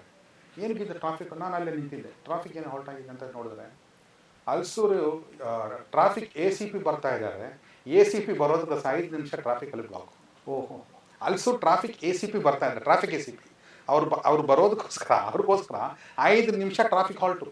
ಅಲ್ಲೂ VIP ಮೂವ್ಮೆಂಟ್ ಕೊಡೋಂಗೆ ಇಲ್ವಲ್ಲ ಅವರಿಗೆ, ಆ ಸವಲತ್ತೇ ಇಲ್ವಲ್ಲ. ಮಾಡಿದ್ದಾರೆ, ಆ ACP ಮಾಡಿದ್ದಾರೆ. ಆ ACP ಮಾಡಿಬಿಟ್ಟು ನಾನು ಆ DCPಗೆ ಕಂಪ್ಲೇಂಟ್ ಮಾಡಿದೆ. ಇದು ಏನಿದೆ ಈ ಥರ ನೀವು ಆ ಮಕ್ಕಳಿಗೆ ಎಷ್ಟೊಂದು ತೊಂದರೆ ಆಗ್ತಾ ಇದೆ, ನೀವು ಏನಕ್ಕೆ ಹಿಂಗೆ ಮಾಡ್ತಾ ಇದ್ದೀರಾ ಅಂತ ಕೇಳಿದ್ರೆ ಆಮೇಲೆ ನಾನು ಆ್ಯಕ್ಷನ್ ತೊಗೋತೀನಿ ಅಂತ ಹೇಳಿದ್ರು. ಆ ACP ಮಾಡೋದು ಕೆಲಸ ಇದು. ಆ ACP 2023 ಹಿಂದಿನಿಂದ ನೀವು ನೋಡಿದ್ರೆ ಆ ACP ವಿರುದ್ಧ ಸಿಕ್ಕಾಪಟ್ಟೆ ಕಂಪ್ಲೇಂಟ್. ನಾನು ಹೇಳಿದ HL ಪೊಲೀಸ್ ಸ್ಟೇಷನ್ ಮ್ಯಾಟ್ರು ಆ ACPನೇ ಮಾಡಿದ್ದು. ಸಿಕ್ಕಾಪಟ್ಟೆ ಕಂಪ್ಲೇಂಟು. ಆದರೆ ಆ ACP ವಿರುದ್ಧ ಯಾವುದೇ ಆ್ಯಕ್ಷನ್ ಇಲ್ಲ. ಈವನ್ ಲೇಡೀಸ್ ಕೂಡ ಕಂಪ್ಲೇಂಟ್ ಮಾಡಿದ್ದಾರೆ. ರಿಯಲ್ ಎಸ್ಟೇಟ್ ಅವ್ರನ್ನ ಕಿಡ್ನಾಪ್ ಮಾಡ್ಕೊಂಡೋಗಿ ದುಡ್ಡು ವಸೂಲಿ ಮಾಡ್ತಾರೆ. ACP ವಿರುದ್ಧ ಸಿಕ್ಕಾಪಟ್ಟೆ ಕಂಪ್ಲೇಂಟ್. ನೀವು ಗೂಗಲಲ್ಲಿ ಜಸ್ಟ್ ಹೋಗಿ ACP ಹೆಸರು ಹೊಡೆದ್ರೆ ನಿಮ್ಗೆ ಗೊತ್ತಾಗುತ್ತೆ ಎಷ್ಟೊಂದು ಕಂಪ್ಲೇಂಟ್ ಇದೆ ಅಂತ. ಆದರೆ ಆ ACP ವಿರುದ್ಧ ಯಾವುದೇ ಆ್ಯಕ್ಷನ್ ಇಲ್ಲ. ಕಾರಣ ಏನು? ಯಾರು ಪ್ರಭಾವಿನ ಜಾತಿ ಒಂದು ಜಾತಿ ಹಣ ಇದೆಯಾ? ಒಂದು ಜಾತಿ, ಎರಡನೇದು ಸಪೋರ್ಟ್. ಅವ್ರಿಗೂ ಧೈರ್ಯ. ಆ ACPದು ರಿಯಲ್ ಎಸ್ಟೇಟ್ ದಂಧೆ ಅಂತ ತುಂಬ ಜಾಸ್ತಿ ಇದೆ, ತುಂಬ ಜಾಸ್ತಿ, ತುಂಬ ಕಂಪ್ಲೇಂಟ್ಸ್ ಇದೆ ಅವ್ರ ಮೇಲೆ. ಅವ್ರು ಯಾವಾಗಲೂ ತಗೊಳ್ಳೋ ಪೋಸ್ಟಿಂಗು ಅದೇ ಡಿವಿಷನಲ್ಲಿ. ಟ್ರಾಫಿಕ್ ಇರಲಿ, ನಾನ್ ಆರ್ಡರ್ ಇರಲಿ, ಎಲ್ಲರೂ ACP ತಗೊಳ್ಳೋ ಪೋಸ್ಟಿಂಗ್ ಅಲ್ಲೇ. ಇನ್ನೊಂದು ನೀವು ನೋಡಿ, ವೈಟ್ ಫೀಲ್ಡ್ ಡಿವಿಷನಲ್ಲಿ ಎಷ್ಟೊಂದು ಸ್ಪಾ ಎಷ್ಟೊಂದಿದೆ. ಹೌದೌದು, ದಂಧೆ. ವೈಟ್ ಫೀಲ್ಡ್ನಲ್ಲಿ ನೀವು ನೋಡಿ ಒಂದೊಂದು ಕಾರ್ನರ್ಗೂ ಇದೆ. ಯಾಕೆ ಅಲ್ಲಿ ACP ಇಲ್ವಾ? ಆ ACP ವಿರುದ್ಧ ಏನು ಆ್ಯಕ್ಷನ್ಸ್ ಇಲ್ವಾ? ಏನಕ್ಕಿಲ್ಲ? ಅವ್ರು ಏನು ನೋಡ್ತಾ ಮಾಡಿದ್ರಲ್ಲಿ? ಸರ್, ಹೇಗಿದೆ ಅಂದರೆ ಪೊಲೀಸ್ ಡಿಪಾರ್ಟ್ಮೆಂಟಲ್ಲಿ ಈ ಸ್ಪಾಗಳು, ಈ ಕ್ಲಬ್ಗಳು ಇವೆಲ್ಲ ಚಿನ್ನದ ಮೊಟ್ಟೆ ಇಡೋ ಕೋಳಿಗಳು. ಬಟ್ ನನಗೆ ಒಂದು ಸಂತೋಷ ಇದೆ, ಇವತ್ತು ಪೊಲೀಸ್ ಡಿಪಾರ್ಟ್ಮೆಂಟಲ್ಲೇ ಒಂದು 5-10% ಜನ 2 ವಿಷಯಗಳಲ್ಲಿ ಲಂಚ ತಗೊಳ್ಳೋದಿಲ್ಲ. ಒಂದು ಜೂಜು ಮತ್ತು ಒಂದೊಂದು ವ್ಯಭಿಚಾರದಲ್ಲಿ ಅಂಥ ಅಧಿಕಾರಿಗಳು ಇದ್ದಾರೆ. ಅವರಿಗೆ ನಾವು ಈ ಸಂದರ್ಭದಲ್ಲಿ ಆಡ್ಸಪ್ ಹೇಳಬೇಕು. ಅವ್ರು ಬೇಕಂದ್ರೆ ಅಸಹಜ ಸಾವುಗಳಲ್ಲಿ ಏನೋ ಒಂದಷ್ಟು ಮಾಡ್ಕೋಬಹುದು, ಬೇರೆ ಯಾವುದೋ ಕೇಸ್ಗಳಲ್ಲಿ ಮಾಡ್ಕೋಬಹುದು. ಅವರಂತೂ ವ್ಯಭಿಚಾರದ ಹಣ, ಸ್ಪಾಗಳ ಹಣ, ಜೂಜಿನ ಕ್ಲಬ್ಗಳ ಹಣ ಮುಟ್ಟೋದಿಲ್ಲ. ಅವರು ತುಂಬಾ ಪಾಪ, ನನ್ನ ಮನೆ ಕೆಡಕಾಗುತ್ತೆ ಅಂತ ಭಯ ಬೀಳ್ತಾರೆ. ಅಂತ ಆತ್ಮಪ್ರಜ್ಞೆ ಇರುವಂತ ಪೊಲೀಸ್ ಅಧಿಕಾರಿಗಳು ಇದ್ದಾರೆ. ಅದರ ಸಂಖ್ಯೆ 5% ಕೂಡ ದಾಟಿಲ್ಲ. ಅಂತವ್ರಿಗೂ ಕೂಡ ಈ ಸಂದರ್ಭದಲ್ಲಿ ನಾವು ಆಡ್ಸಪ್ ಹೇಳಲೇಬೇಕು. ನಾವು ಸಾರಾಸಗಟ ಒಂದು ಡಿಪಾರ್ಟ್ಮೆಂಟ್ ನ ದೂರಕ್ಕೆ ಮೊದಲು ತುಂಬ ನಾನು ಒಳ್ಳೆ ಆಫೀಸರ್ಸ್ ತುಂಬ ಜನ ಇದ್ದಾರೆ, ಇಲ್ಲ ಅಂತ ಯಾವತ್ತೂ ಹೇಳಿಲ್ಲ. ತುಂಬ ಜನ ಇದ್ದಾರೆ. ಏನಂದರೆ ಕೆಲವರು ಒಂದು ಪೈಸಾ ಮುಟ್ಟಲ್ಲ, ಅವರು ಸಹಾಯ ಮಾಡ್ತಾರೆ. ಏನೇ ಬಂದರೂ ಸಹಾಯ ಮಾಡಿ ಅವ್ರಿಗೆ ಏನಂದ್ರೆ ಅದು ಬಣ್ಣ. ಆದರೆ ಇಂಥ ಆಫೀಸರ್ಸು ಇದ್ದಾರೆ. ಈಗ ಒಂದು ಕಾನ್ಸ್ಟೇಬಲ್, ಅವನು ಬೆಟ್ಟಿಂಗ್ಗೆ ನಂಬರ್ 1 ಆಗಿ ಆ ಅಯ್ಯಪ್ಪನೇ ಬೆಟ್ಟಿಂಗ್ ಎಲ್ಲರನ್ನ ಪ್ರಮೋಟ್ ಮಾಡ್ತಾನೆ. ಅವ್ನು ಸಸ್ಪೆಂಡು ಆಗ ಬೆಟ್ಟಿಂಗ್. ಅವ್ರನ್ನೇ ಬಂದುಬಿಟ್ಟು ಇವಾಗ CCBಯಲ್ಲಿ ಅಯ್ಯಪ್ಪನ ಮತ್ತೆ ಸಸ್ಪೆಂಡ್ ಆದವನ್ನ ಮತ್ತೆ ಪೋಸ್ಟಿಂಗ್ ಕೊಟ್ಟು ಕೂರಿಸಿದ್ದಾರೆ. ಹಣ ಪಾಪದ ಅಯ್ಯಪ್ಪ ಓಪನ್ ಆಗಿ ಏನು ಹೇಳ್ತಾ ಇದ್ದಾನೆ, ನನಗೇನು ತೊಂದರೆ ಇಲ್ಲ, ನನ್ನ ತಂದೆಯವರ ಆಸ್ತಿ 200 ಕೋಟಿ ಮೇಲೆ ಇದೆ. 200 ಕೋಟಿ ಮೇಲೆ ಇವ್ರು ಯಾಕೆ ಡ್ಯೂಟಿಗೆ ಬರಬೇಕು ಇಲ್ಲಿ? ಹೌದು, 200 ಕೋಟಿ ಮೇಲೆ ಇದೆ. ಅವ್ನ ಮನೆ 2 ಕೋಟಿ ಮೇಲೆ ಇದೆ. ಮನೆ 2 ಕೋಟಿ ಕನ್ಸ್ಟ್ರಕ್ಟ್, 2 ಕೋಟಿ ಮನೆ ಕನ್ಸ್ಟ್ರಕ್ಟ್ ಮಾಡೋಕ್ಕೆ ಎಲ್ಲಿಂದ ಬಂತು ದುಡ್ಡು? ಎಲ್ಲಿ? 1.5 ಕೋಟಿ ಒಂದು ಕಾನ್ಸ್ಟೇಬಲ್ ಮನೆ 1.5 ಕೋಟಿ ಇದೆ. ಎಲ್ಲಿಂದ ಬಂತು ದುಡ್ಡು? ಯಾವ ED ಅದರಿಂದ ಗೊತ್ತಾಗಿಲ್ಲ. ED ಬೇಕಾಗಿರೋದು ಬರೀ ರಾಜಕಾರಣಿಗಳು. ಯಾಕೆ ಆಫೀಸರ್ಸ್ಗೆ ಯಾಕೆ ಚೆಕ್ ಮಾಡ್ತಾ ಇಲ್ಲ? ಒಂದು ಆಫೀಸರ್ಸ್ಗೂ ED ಚೆಕ್ ಮಾಡ್ತಾ ಇಲ್ಲ. ED ಚೆಕ್ ಮಾಡ್ತದೆ ಯಾರಿಗೆ? ರಾಜಕಾರಣಿಗಳಿಗೆ. ರಾಜಕಾರಣಿಗಳು ಏನು ನ್ಯಾಯ ಮಾಡಿದ್ದಾರೆ ಇವರಿಗೆ? ಬರೀ ಟಾರ್ಗೆಟಿಂಗ್ ಪೊಲಿಟಿಷಿಯನ್ಸ್. ಇವ್ರನ್ನ ಯಾಕೆ ಟಾರ್ಗೆಟ್ ಮಾಡ್ತಾ ಇಲ್ಲ?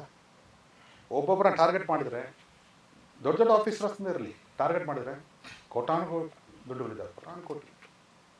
ಸರ್, ಎಲ್ಲಿ ಯಾವುದೇ ಇಲಾಖೆಗಳಲ್ಲಿ ಏನೇ ಆಗಲಿ, ಆದರೆ ಪೊಲೀಸ್ ಇಲಾಖೆ ಒಂದಷ್ಟು ಶುಭ್ರವಾಗಿರಬೇಕು. ಸರ್, ಲೋಕಾಯುಕ್ತದಲ್ಲಿ ಕಂಪ್ಲೇಂಟ್ ಕೊಡೋಕೆ ಹೋದರೆ ಕಂಪ್ಲೇಂಟ್ ತೊಗೊಂಡಿರ್ತಾನೆ, ಇದು ನಮಗೆ ಬರಲ್ಲ, ನೀವು ಪೊಲೀಸ್ ದೂರ ಪ್ರಾಧಿಕಾರಕ್ಕೆ ಹೋಗಿ ಅಂತ. ಪೊಲೀಸ್ ದೂರ ಪ್ರಾಧಿಕಾರಕ್ಕೆ ಹೋದರೆ 3 ವರ್ಷ 4 ವರ್ಷ ಆದ ಕೇಸ್ ಇವ್ರು ಬರೋದೇ ಇಲ್ಲ. ಮತ್ತು ಏನು ಆ್ಯಕ್ಷನ್ಸ್? ಮತ್ತು ಜನ ಇಲ್ಲಿಗೆ ಹೋಗ್ತಾರೆ ಸರ್. ಅದು ನೀವು ಸಿವಿಲ್ ಕೋರ್ಟಲ್ಲಿ ಪ್ರಶ್ನೆ ಮಾಡೋಂಗಿಲ್ವಾ? ಅದನ್ನು ಸರ್ ಹೋಗ್ಬೋದು ಸರ್. ಲಾಯರ್ಗೆ ಬಡವ್ರು ಏನು ಮಾಡ್ತಾರೆ ಸರ್? ಅವ್ರಿಗೆ ಎಲ್ಲಿ ಹೋಗ್ಬೇಕು? ಅವರು ಲಾಯರ್ಗೆ ಇಷ್ಟೊಂದು ದುಡ್ಡು ಕೊಟ್ಟು ಪಾಪ ಅವ್ರಿಗೆ ಎಲ್ಲಿ ಹೋಗ್ಬೇಕಾಗುತ್ತೆ? ಕಂಪ್ಲೇಂಟ್ ಕೊಟ್ಕೊಂಡು ಸುತ್ತಾ ಇದ್ದಾರೆ. ಸುತ್ತೋದ್ರೆ ಏನು ಆ್ಯಕ್ಷನ್ಸ್ ಇಲ್ಲ. ಇವ್ರನ್ನ ಕಾಪಾಡೋಕೆ ಅವ್ರು ಗಾಡ್ ಫಾದರ್ಸ್ ಇರ್ತಾರೆ. ನೀವು ನೋಡ್ಕೊಳ್ಳಿ, ಇವಾಗ ನಾನು ಹೇಳಿದಂಥ ಅಲ್ಸೂರು ACP ವಿಷಯ ನೋಡಿ. ತುಂಬ ದಿವಸ ಇವಾಗ ಹೊಸ ಪೋಸ್ಟಿಂಗ್ ಬಂದರೆ ಅಯ್ಯಪ್ಪನಿಗೆ ಒಳ್ಳೆ ಕಡೆ ಪೋಸ್ಟಿಂಗ್ ಸಿಗುತ್ತೆ. ಯಾರು ಕೊಡ್ತಾ ಇರೋರು? ಇಷ್ಟೊಂದು ಕೇಸ್ಗಳು ಅಯ್ಯಪ್ಪನ ಮೇಲೆ ಇದೆ. ಟ್ರಾಫಿಕ್ ಹಾಲ್ಟ್ ಮಾಡೋದಂತ ಹೋಗೋದು, ಮಕ್ಕಳು ಶಾಲೆ ಮಕ್ಕಳನ್ನ ರೋಡಲ್ಲಿ ನಿಲ್ಲಿಸ್ಬಿಟ್ಟು ಹೋಗ್ತಾನೆ, ಪೋಸ್ಟಿಂಗ್ಸ್ ಕೊಡ್ತಾರೆ. ಯಾರು ಕೊಡ್ತಾ ಇರೋದು ಇದಕ್ಕೆಲ್ಲ? ಆಲ್ಸೋ ಟ್ರಾಫಿಕ್ ಎಸ್ ಅದು ಒಂದು ಉದಾಹರಣೆ ಕೊಡ್ತಾ ಇದ್ದೀರಾ ಅಷ್ಟೇ. ಅವರು ಜಸ್ಟ್ ಒಂದು ಅಂಥವ್ರು 100 ಜನ ಇದ್ದಾರೆ ಇಲ್ಲಿ ನಮ್ಮ ಕಣ್ಣಿದ್ಗಡೆ ಇದ್ದಾರೆ, ಬೆಂಗಳೂರು ನಗರದಲ್ಲೇ ಇದ್ದಾರೆ. ಫಸ್ಟು ಇಂಥವ್ರನ್ನ ಸಪೋರ್ಟ್ ಮಾಡೋದು, ಇಂಥ ಸಪೋರ್ಟನ್ನು ಮಾಡಬಾರ್ದು. ಈ ಮಾಡೋದ್ರಿಂದಾನೇ ಅವ್ರಿಗೆ ಇಲ್ಲಾಂದ್ರೆ ಇವ್ರ ಮೇಲೆ ಎನ್ಕ್ವೈರಿ ಮಾಡಿಸಿ ಸಸ್ಪೆನ್ಷನ್ ಲೆಟ್ರ್ ಪೋಸ್ಟಿಂಗ್ ಕೊಡಬೇಡಿ. ನಾನು ಆ ಚೇರ್ಮನ್ ತುಂಬ ಅವರು ಪೊಲೀಸ್ ದೂರಪ್ರಾಧಿಕಾರ ಚೇರ್ಮನ್ ಅವ್ರನ್ನ ಕೇಳಿದೆ, ಸರ್ ಏನು ಸರ್ ಯಾಕೆ ಮತ್ತೆ ಪೋಸ್ಟಿಂಗ್ ಕೊಡಿಸ್ತಾ ಇದ್ದಾರೆ, ನಾನೇನು ಮಾಡಲಿ ನಾನೇನು ಮಾಡಲಿ. ಸೊ ಕಾಮನ್ ಜನಕ್ಕಂತೂ ಅವರಿಗೆ ಕೋರ್ಟ್ಗೆ ಹೋಗೋಕ್ಕಾಗಲ್ಲ, ಅವರಿಗೆ ಹೈಕೋರ್ಟ್ಗೆ ಹೋಗೋಕ್ಕಾಗಲ್ಲ, ಅವ್ರು ಎಲ್ಲಿಗೆ ಹೋಗ್ತಾರೆ ಮತ್ತೆ. ಈಗ ನೋಡಿ, ನೀವು ಮಾರ್ವಾಡಿಗಳ ಉದಾಹರಣೆ ಹೇಳಿದ್ರಿ, 10 ದಿವಸ ಇಲ್ಲಿಗಲ್ ಡಿಟೆನ್ಷನ್ ಇಟ್ಕೊಂಡಿದ್ರು, ಅವರಿಂದ ವಸೂಲಿ ಮಾಡಿದ್ರು, ಎಲ್ಲ ಮಾಡಿದ್ರು ಅಂತ. ಅವ್ರು ಕೋರ್ಟ್ಗೂ ABS ಕಾರ್ಪಸ್ ಹಾಕೋಬಹುದಾಗಿತ್ತು. ABS ಕಾರ್ಪಸ್ ಹಾಕೊಂಡು ಅವ್ರ ಫ್ಯಾಮಿಲಿಯವ್ರು ಬಂದರೆ ಇವ್ರು ಎದುರಿಸ್ತಾ ಇದ್ದಾರೆ. ಎದುರಿಸೋದು ಹೆಂಗಂದ್ರೆ, ನಾವು ಇನ್ನೂ ಸೆಷನ್ಸ್ ಆಗಿ ಫಿಕ್ಸ್ ಮಾಡ್ತೀವಿ, ನೀವೇನು ಮಾಡ್ಕೋಬೇಡಿ, ಸ್ವಲ್ಪ ದಿವಸ ನಾವೇ ಬಿಟ್ಬಿಡ್ತೀವಿ ಅಂತೆಲ್ಲ ಎದುರಿಸ್ತಾರೆ. ನಾನು ಹೇಳ್ತಾ ಇದ್ದಲ್ಲ, CCTV ಇಲ್ಲ ಅಂತ ಹೇಳಿದ್ರೆ ಏನು ಮಾಡೋಕ್ಕಾಗಲ್ಲ. ಅಲ್ಲ, CCTV ಕಂಪಲ್ಸರಿ ಆಗಿರಬೇಕು, ಮತ್ತೆ ಸುಸ್ಥಿತಿಯಲ್ಲಿ ಇಟ್ಕೋಬೇಕು ಅಂತ ಕೂಡ ಕೋರ್ಟ್ ಆದೇಶಗಳಿದಾವೆ. CCTV ಇಲ್ಲ, ಮತ್ತೆ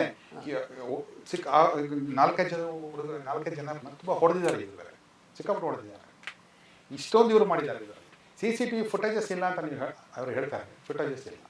ಮತ್ತು ಕೋರ್ಟ್ ಆದೇಶ ಕೊಟ್ಟು ಅವ್ರ ಗಾಡಿ ರಿಲೀಸ್ ಮಾಡಿ ಅಂತ ಆದೇಶ ಕೊಟ್ಟು ಆ ACP ಮಾಡಿದೆ ಅಂತ ಕೋರ್ಟ್ ಆದೇಶ ಕೊಟ್ಟರೆ ನಾವು ಹೇಳೋಣ ಕೋರ್ಟಿಗೆ ಗಾಡಿ ಕೊಡಬೇಡಿ ಅಂತ. ಆಮೇಲೆ ಆ DCP ಫೋನ್ ಮಾಡಿ, DCP ಆಮೇಲೆ ಇನ್ಸ್ಪೆಕ್ಟರ್ಗೆ ಬೈದರು, ಕೋರ್ಟ್ ಆದೇಶ ಅಂತ ಕೊಡಿ ಅಂತ. ಒಂದು ಕೋರ್ಟ್ನ ಆದೇಶನೇ ಇವರು ಒಬ್ಬೆ ಮಾಡೋದು ರೆಡಿ ಅಲ್ಲ ಅಂದರೆ ಎಷ್ಟೊಂದು ಇವ್ರಿಗೆ ಇರ್ಬೋದು, ತೀರಿಸ್ತಾರೆ. ಅಷ್ಟೊಂದು ಮದ, ಹಣದ ಮದ. ಈ ಮುಖ್ಯಮಂತ್ರಿಗಳು ಬಂದಮೇಲೆ ಸ್ವಲ್ಪ ತುಂಬ ಚೆನ್ನಾಗಿದೆ. ಅವರು ಇಂಥ ಫಸ್ಟ್ ಬಂದಾಗ ಅವ್ರು ಹೇಳಿದ್ರು, ಯಾರಾದರೂ ಒಂದು ಸುಳ್ಳು ಕಂಪ್ಲೇಂಟ್ ಬಂದರೆ DCP ಇನ್ಸ್ಪೆಕ್ಟರ್ ಮಾತ್ರ DCP ಅದಕ್ಕೆ ಅವ್ರ ಮೇಲೆ ಆ್ಯಕ್ಷನ್ ಆಗುತ್ತೆ ಅಂತ. ಅದಾದಮೇಲೆ ತುಂಬ ಕಂಟ್ರೋಲ್. ನಾನು ಹೇಳಿದ್ದು 2023. ಮತ್ತು ಇನ್ನೂ ಅದೇ ಇಂಥ ಆಫೀಸರ್ಸ್ಗೆ ಮತ್ತೆ ಪೋಸ್ಟಿಂಗ್ ಕೊಟ್ಟು ನೀವು ಕೂರಿಸಿದ್ರೆ ಅವರಲ್ಲಿ ಲಾಂಡ್ ಆರ್ಡರ್ ಏನೋ ನೋಡಲ್ಲ. ಅವರು ಬರೀ ಬರಬೇಕಾಗಿರೋದು ದುಡ್ಡು. ಈ ಫೈನಾನ್ಷಿಯಲ್ ಡಿಸ್ಪ್ಯೂಟಲ್ಲಿ ಇವರು ಇನ್ವಾಲ್ವ್ ಮಾಡಬಾರ್ದು. ಅಲ್ಲ, ಹಣ ಹಾಕಿರ್ತಾರೆ, ಇನ್ವೆಸ್ಟ್ ಮಾಡಿರ್ತಾರೆ, ಅದಕ್ಕೆ ಬಡ್ಡಿ ಸಮೇತ ಡಬಲ್ ತ್ರಿಬಲ್ ದುಡ್ಕೋಬೇಕು. ಇವಾಗ ಯಾವ ಒಂದು ಒಳ್ಳೆಯ ಒಂದು ಉಪ್ಪಾರಪೇಟೆ ಅಂತ ಸ್ಟೇಷನ್ಗೋ ಅಥವಾ ಚಿಕ್ಕಪೇಟೆ ಅಂತ ಸ್ಟೇಷನ್ಗೋ ಅಂಥ ಸ್ಟೇಷನ್ ಬರಬೇಕಂದ್ರೆ 50 ಲಕ್ಷ 60 ಲಕ್ಷ ರೂಪಾಯಿ ಕೊಡ್ತಾರೆ ಒಬ್ಬ ಇನ್ಸ್ಪೆಕ್ಟ್ರು. 3 ವರ್ಷ ಇದ್ದರೆ ಅದನ್ನ 1 ಕೋಟಿ 2 ಕೋಟಿ ಮಾಡ್ಕೊಂಡು ಹೋಗಬೇಕು. ಇದು ಒಂಥರ ಸೇವೆ ಅನ್ನೋದು ಹೋಗ್ಬಿಟ್ಟಿದೆ, ಒಂಥರ ದಂಧೆ ಇದು. ಈ ದಂಧೆಗೆ ಕಾರಣ ನಮ್ಮ ರಾಜಕೀಯ ವ್ಯವಸ್ಥೆ, ರಾಜಕಾರಣಿಗಳು, ಜನಪ್ರತಿನಿಧಿಗಳು. ಇಲ್ಲ, ಇದು ಒಂದು ವಿಷಯದಲ್ಲಿ ನಮ್ಮ ಕಾಂಗ್ರೆಸ್ ಸರ್ಕಾರ ನಾವು ಸ್ವಲ್ಪ ಅಪ್ರಿಷಿಯೇಟ್ ಮಾಡಬೇಕು. ಏನಂದರೆ, ಒಂದು ಆಫೀಸರ್ 5 ವರ್ಷ ಮೇಲೆ ಬೆಂಗಳೂರಲ್ಲಿ ಕೆಲಸ ಮಾಡಬಾರ್ದು ಅಂತ ರೂಲ್ ಅಂತೂ ಹಾಕಿದ್ದಾರೆ. ಅದರಿಂದ ಸ್ವಲ್ಪ ಕಡಿಮೆ ಆಗಿದೆ. ಇಲ್ಲಾಂದ್ರೆ ನೀವು ನೋಡಿ, ಎಲ್ಲ ಕಡೆ ಇವರು ಒಂದೇ ಕಡೆ ಪೋಸ್ಟಿಂಗ್. ನಾನು ಹೇಳ್ದಂಥ ACP ಒಂದೇ ಕಡೆ ಪೋಸ್ಟಿಂಗ್, ಬರೀ ಈ ಕಡೆನೇ ಇಂದಿರಾನಗರ, HA, ಮಾರತಹಳ್ಳಿ, ಅಲ್ಸೂರು, ಇದೇ ಪೋಸ್ಟಿಂಗ್ ಅವ್ರದ್ದು ಯಾವಾಗಲೂ.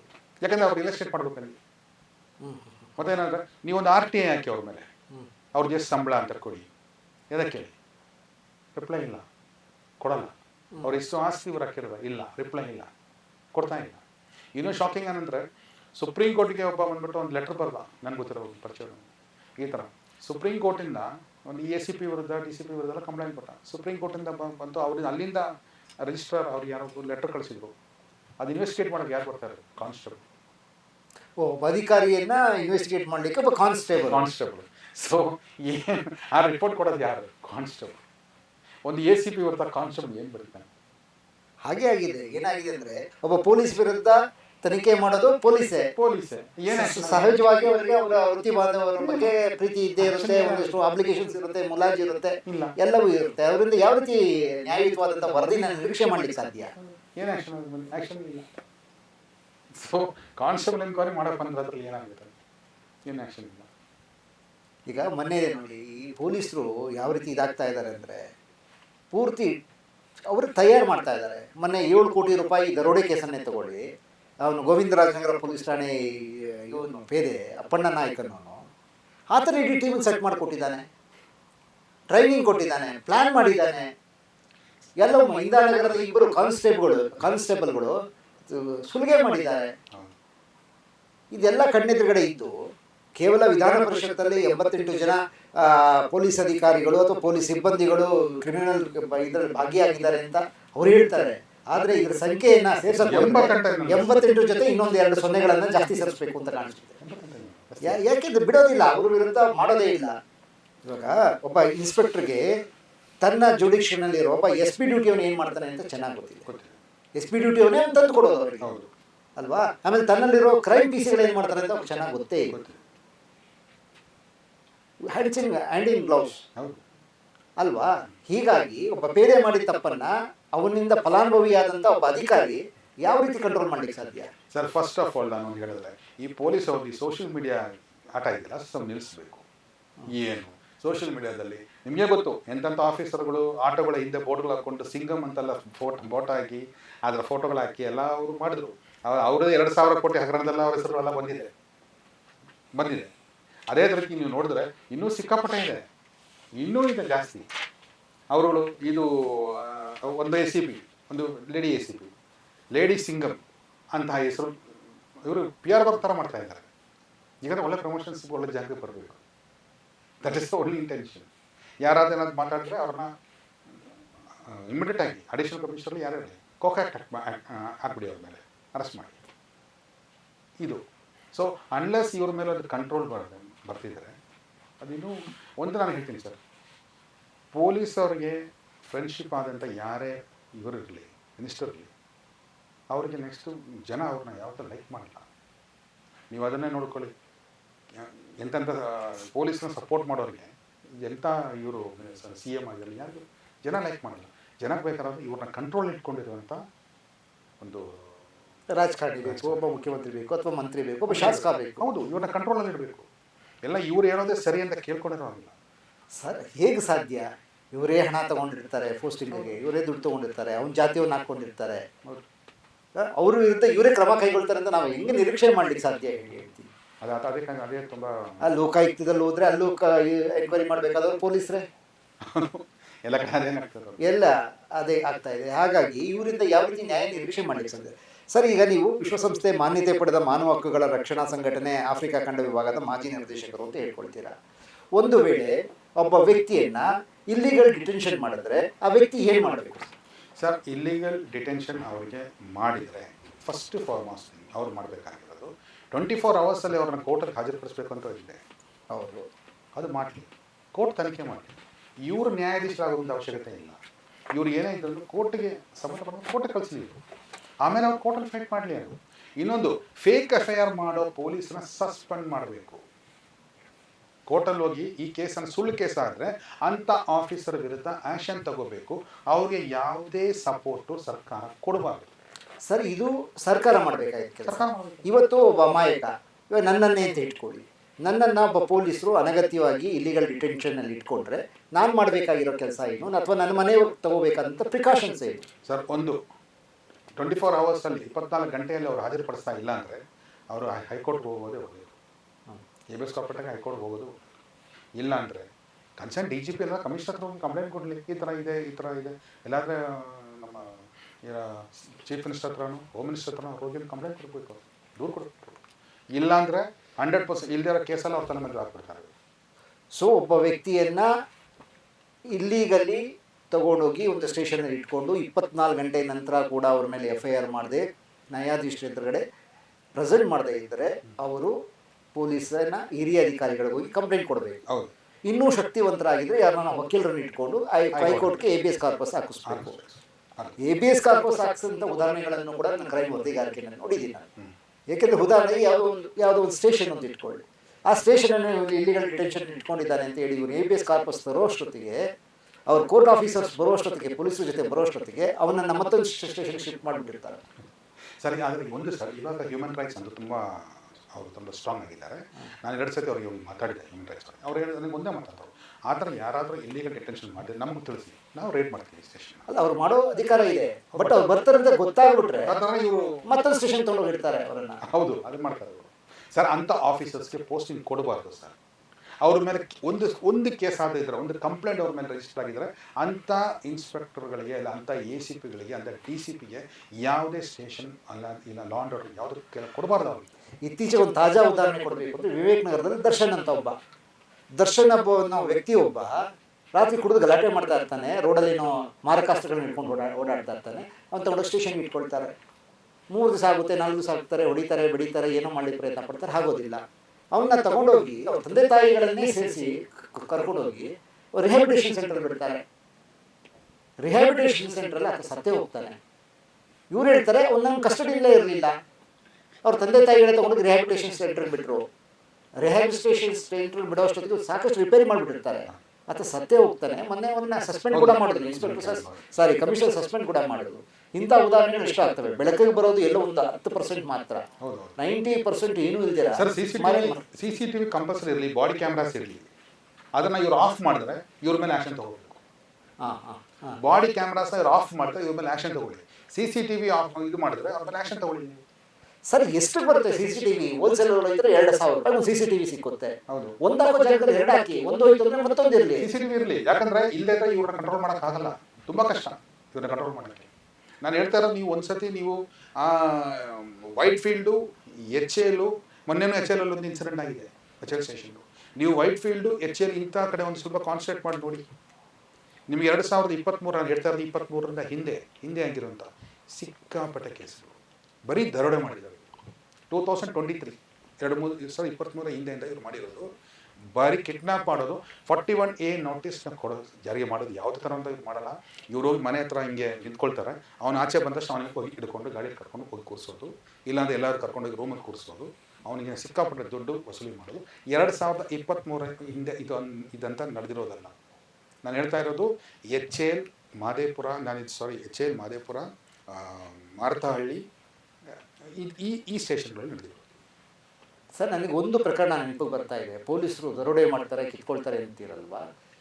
ಈ ಸುಮಾರೊಂದು ನಾವು ಈ ಅಪರಾಧ ವರದಿಗಾರಿಕೆಗೆ ಬರೋ ದಿನಗಳಲ್ಲಿ ಬೆಳ್ಳಿಯಪ್ಪ ಅಂತ ಒಬ್ಬ ACP ಬೆಟ್ರಾಯನ್ಪುರ ಇದರಲ್ಲಿರ್ತಾರೆ ಅಂತ ಕಾಣಿಸುತ್ತೆ. ಬೆಂಗಳೂರಿಂದ ಕೇರಳಕ್ಕೆ ಚಿನ್ನಗಳನ್ನು ತೊಗೊಂಡು ಹೋಗ್ತಾರೆ KSRTC ಬಸ್ಗಳಲ್ಲಿ, ಖಾಸಗಿ ವೆಹಿಕಲ್ಗಳಲ್ಲಿ. ಹೋಗಿ ಅದನ್ನ ಹಿಡ್ಕೊಂಡು ತಾವೇ ಹೊಡೆದು ಬಿಟ್ಟಿದ್ರು. ಅವ್ರು ಅರೆಸ್ಟ್ ಕೂಡ ಆದರು. ಆ ಕೇಸ್ ಏನಾಯಿತೋ ನನಗೆ ನೆನಪಿಲ್ಲ. ಜನರು, ಸಾರ್ವಜನಿಕರ ನೆನಪು ತುಂಬ ಕಡಿಮೆ ಅಂತ ಹೇಳ್ತಾರಲ್ಲ, ಆ ರೀತಿ ಜನನೂ ಮರ್ತು ಹೋಗ್ತಾರೆ. ಈ ರೀತಿ ಪೊಲೀಸರೇ ದರೋಡೆ ಮಾಡಿರೋದು, ದರೋಡೆ ಮಾಡಿಸಿರೋ ಉದಾಹರಣೆಗಳು. ಮೊನ್ನೆಯ 7 ಕೋಟಿ ರೂಪಾಯಿ ದರೋಡೆ ಪ್ರಕರಣದಲ್ಲಿ ಅಪ್ಪಣ್ಣ ನಾಯ್ಕ ಮಾಡಿದಂಥ ಕಥೆಗಳು ಅವತ್ತಿನಿಂದ ಇವತ್ತಿನವರೆಗೂ ನಡ್ಕೊಂಬಂದಿದೆ. ಇನ್ನೂ ಸ್ವಲ್ಪ ಹಿಂದೆ ಹೋದರೆ ಬಹುಶಃ ಹಳೆ ತಲೆಮಾರಿನ ಜನರು ಗೊತ್ತಿದೆ. ಬೇಲೂರು ಶ್ರೀನಿವಾಸ ಅಯ್ಯಂಗಾರ್ ಅಂತ ಒಬ್ಬ ವಕೀಲರ ಮನೆಯಲ್ಲಿ ಒಂದು ಕಗ್ಗೊಲೆ ನಡೆಯುತ್ತೆ. ಇಡೀ ಕುಟುಂಬವನ್ನೇ ಸರ್ವನಾಶ ಮಾಡಿಬಿಡ್ತಾನೆ. ರೆಡ್ಡಿ ಅಂತ ಅವನೊಬ್ಬ ಅಪರಾಧಿ. ಅವನನ್ನು ಪೊಲೀಸರೇ ಅವನ ಹತ್ರ ಕಳ್ಳತನ ಮಾಡಿಸಿ ಆ ಕಳ್ಳತನದಲ್ಲಿ ಪಾಲು ತಗೊಳ್ತಾ ಇದ್ರು ಅನ್ನೋ ಸುದ್ದಿ ಅವತ್ತಿಗೆ ದಟ್ಟವಾಗಿತ್ತು. ಅವ್ರನ್ನ ಬಿಡಿಸ್ಕೊಬರ್ಬೇಕು ಒಬ್ಬ ವಕೀಲರು. ಕೊನೆಗೆ ಆ ರೆಡ್ಡಿ ಅನ್ನೋ ವ್ಯಕ್ತಿ ರೋಸಿ ಹೋಗಿ ತನ್ನ ದೋಚಿದಂಥ ಒಡವೆಗಳನ್ನು ಪಾಳುಬಾವಿಗಳಲ್ಲಿ ಅವಿತಿಟ್ಟು ಪೊಲೀಸಿಗೆ ಸಿಗಾಕೊಳ್ತಾನೆ. ಪೊಲೀಸ್ ಹೊಡೆದು ಸಾಯಿಸ್ತಾರೆ ಅವನ್ನ. ಈ ರೀತಿ ಪ್ರಕರಣಗಳು ತುಂಬ ಇದ್ದಾವೆ. ಇದು 2023 ಅಲ್ಲ, ಈ ದೇಶಕ್ಕೆ ಸ್ವತಂತ್ರ ಬಂದಾಗಿನಿಂದ ಅಥವಾ ಈ ದೇಶಕ್ಕೆ ಸ್ವತಂತ್ರ ಪೂರ್ವದಿಂದ ಕೂಡ ಪೊಲೀಸರು ಈ ರೀತಿ ಮಾಡ್ಕೊಂಡು ಬಂದಿದ್ದಾರೆ. ಈಗ ಇಂಥ ಪರಿಸ್ಥಿತಿನಲ್ಲಿ ಮಾನವ ಹಕ್ಕುಗಳ ಆಯೋಗಗಳು, ಮಾನವ ಹಕ್ಕುಗಳ ಸಂಘಟನೆಗಳು ಅಂತ 100 ಇದ್ದಾವೆ. ಏನು ಮಾಡ್ತಾ ಇದ್ದಾವೆ ಸರ್? ಯಾಕಂದ್ರೆ ನೀವು ಮಾನವ ಹಕ್ಕುಗಳ ಆಯೋಗದನ್ನ ನೀವು ರೆಪ್ರೆಸೆಂಟ್ ಮಾಡ್ತಾ ಇರೋದ್ರಿಂದ ನೀವು ಈ ಪ್ರಶ್ನೆ ನಾನು ಕೇಳ್ತಾ ಇದ್ದೀನಿ. ನಾವು ಸ್ಟೇಷನ್ಗೆ ಹೋದ್ರೆ, ಕೆಲವು ಮಾನವ ಹಕ್ಕುಗಳ ಆಯೋಗ ನಾವು ಸ್ಟೇಷನ್ಗೆ ಹೋದ್ರೆ, ಸಂಘಟನೆಗಳು ಹೋದ್ರೆ, ಅವರು ಕೂತ್ಕೊಳ್ಳೋಕೆ ಒಂದು ಕೂರಿ ಅಂತಲೂ ಹೇಳಲ್ಲ. ನಾವು ಕೋರ್ಟ್ಗೆ ಅವನ್ನ ಸರೆಂಡರ್ ಮಾಡ್ತೀವಿ, ನೀವು ಅಲ್ಲೋಗಿ ಮಾತಾಡ್ಕೊಳ್ಳಿ ಅಂತಾರೆ. ಇದು ಇಲ್ಲೆಲ್ಲ ಆಗ್ತಾ ಇರೋದು, ಎಲ್ಲ ಕಣ್ಣು ಇದಾಗ್ತಾರೆ. ಅದರ ಒಂದು ನಾನು ಹೇಳ್ತಾ ಇದ್ದೀನಿ, ಈ ನಾರ್ತ್ ಇಂಡಿಯಾದಲ್ಲಿ ಅಲ್ಲೂ ಇದು ಜಾಸ್ತಿ ಆಗ್ತಾಯಿತ್ತು. ಇವಾಗ ತಮಿಳ್ನಾಡು, ಕೇರಳದಲ್ಲಿ ಮೊನ್ನೆ ನಾನು ಅವಾಗ ಹೇಳಿದೆ, ಒಂದು ಇನ್ಸ್ಪೆಕ್ಟರ್ ಒಂದು ಲೇಡಿಗೆ ಹೊಡೆದ್ಬಿಟ್ಟ, ಬಸರಿ ಹೆಂಗಸ್ನ ಹೊಡೆದ್ಬಿಟ್ಟು ಸಸ್ಪೆಂಡ್ ಅಲ್ಲ. ಇವಾಗ ಅದಂತೂ ಸ್ವಲ್ಪ ಜಾಸ್ತಿ ಆಗಿದೆ. ಅಂದರೆ ಪೊಲೀಸ್ ದೌರ್ಜನ್ಯದಲ್ಲಿ ಉತ್ತರ ಭಾರತವನ್ನ ದಕ್ಷಿಣ ಭಾರತ ಮೀರಿಸುವ ದಿನಗಳು ದೂರ ಇಲ್ಲ ಅಂತ ನೀವು ಹೇಳ್ತಾ ಇದ್ದೀರಿ. ಉತ್ತರ ಭಾರತದ ಪೊಲೀಸರ ಕ್ರೌರ್ಯವನ್ನ ಕೂಡ ಇವರು ಒಳ್ಳೆ ಅಂತ ಆಫೀಸರ್ಸ್ ತುಂಬಾ ಜನ ಇದ್ದಾರೆ. ಅಲ್ಲ, ಖಂಡಿತ ಎಲ್ಲಾ ರಂಗದಲ್ಲೂ ಇದ್ದಾರೆ. ಆಡಳಿತ ಶಾಹಿನಲ್ಲೂ ಇದ್ದಾರೆ, ರಾಜಕಾರಣದಲ್ಲೂ ಇದ್ದಾರೆ. ಅಂತವ್ರ ಸಂಖ್ಯೆ ಕಡಿಮೆ ಇದೆ, ಅಂತವ್ರ ರಕ್ಷಣೆ ಸಿಗ್ತಾ ಇಲ್ಲ. ಎಕ್ಸಿಕ್ಯೂಟಿವ್ ಜಾಬ್ ಬರ್ತಾ ಇಲ್ಲ ಅವರು, ನಾನ್ ಎಕ್ಸಿಕ್ಯೂಟಿವ್ ಜಾಬ್ಗಳಲ್ಲಿ ಇದ್ದಾರೆ. ಎಕ್ಸಿಕ್ಯೂಟಿವ್ ಜಾಬ್ಗಳಿಗೆ ಬರುವಂಥವ್ರು, ಹಣ ಇರುವಂಥವ್ರು, ಜಾತಿ ಶಕ್ತಿ ಇರುವಂಥವ್ರು, ನವರಂಗಿ ಕಲೆಗಳನ್ನು ರೂಢಿಸ್ಕೊಂಡಿರುವಂಥವ್ರು. ನವರಂಗಿ ಕಲೆಗಳನ್ನು ನಿಮ್ಗೆ ಗೊತ್ತಿರ್ಬೋದು. ನವರಂಗಿ ಕಲೆಗಳನ್ನು ರೂಢಿಸ್ಕೊಂಡಿರುವಂಥವ್ರೆ ಪ್ರಭಾವಿ ಜಾಗಗಳಿಗೆ, ಆಯಕಟ್ಟಿನ ಜಾಗಗಳಿಗೆ ಬರ್ತಾ ಇರೋರು. ಇಂಥವ್ರ ಸಂಖ್ಯೆ ಜಾಸ್ತಿ ಇದೆ. ಹಾಗಾಗಿ ಎಲ್ಲೋ ಕೆಲವೇ ಜನ ಪ್ರಾಮಾಣಿಕರು ನಾನ್ ಎಕ್ಸಿಕ್ಯೂಟಿವ್ ಜಾಬ್ಗಳಲ್ಲಿ ಕುಳಿತಾ ಇದ್ದಾರೆ, ಅಥವಾ ನನಗೆ ಯಾಕಪ್ಪ ಬೇಕು ಅಂತ ಸುಮ್ಮನೆ ಆಗ್ತಾ ಇದ್ದಾರೆ. ಇಂಥವರಿಗೆ ನಮ್ಮ ರಾಜಕೀಯ ವ್ಯವಸ್ಥೆ ಆಗ್ಬೋದು, ಆಡಳಿತ ವ್ಯವಸ್ಥೆ ಆಗ್ಬೋದು, ಇಂಥವನ್ನ ಹೆಕ್ಕಿ ತಂದು ಒಳ್ಳೆ ಸ್ಥಾನಗಳಲ್ಲಿ ಕೂರಿಸಿ ಜವಾಬ್ದಾರಿಗಳನ್ನು ಕೊಟ್ಟರೆ ಇಂಥ ಪೊಲೀಸರಿಗಳು. ಆದರೆ ಇವ್ರನ್ನ ಕರ್ಕೊಂಡು ಈ ಥರ ಬೆಟ್ಟಿಂಗ್ಗೆ ಸಪೋರ್ಟ್ ಮಾಡೋರನ್ನ ಇವರೇ ಹೋಗ್ತಾರೆ, ಅವ್ರ ಕ್ರೈಮವರೇ ಹೋಗ್ತಾ ಇದ್ದಾರೆ. ನೀನು ಬೆಟ್ಟಿಂಗ್ ಮಾಡುವಂಥ ಪ್ರೆಷರ್ ಮಾಡ್ತಾ ಇದ್ದಾರೆ, ಬೆಟ್ಟಿಂಗ್ ಮಾಡುವಂಥ. ಸರ್, ಬ್ರಾತಲ್ಸ್ಗಳನ್ನ ನಡೆಸ್ತಾ ಇದ್ದಂಥವ್ರು ಇದ್ರು ಸರ್. ಬಿಡಿ ಬೆಟ್ಟಿಂಗ್ಸ್ ಬಿಡಿ, ಜೂಜು ಮತ್ತು ವ್ಯಭಿಚಾರ, ಬ್ರಾತಲ್ಸನ್ನು ನಡೆಸುವಂಥ ಜನಗಳಿದ್ದಾರೆ ಸರ್. ಹೇಳ್ಕೊಳ್ಳಿಕ್ಕೆ ನಾಚಿಕೆ ಆಗುತ್ತೆ ನಮಗೆ.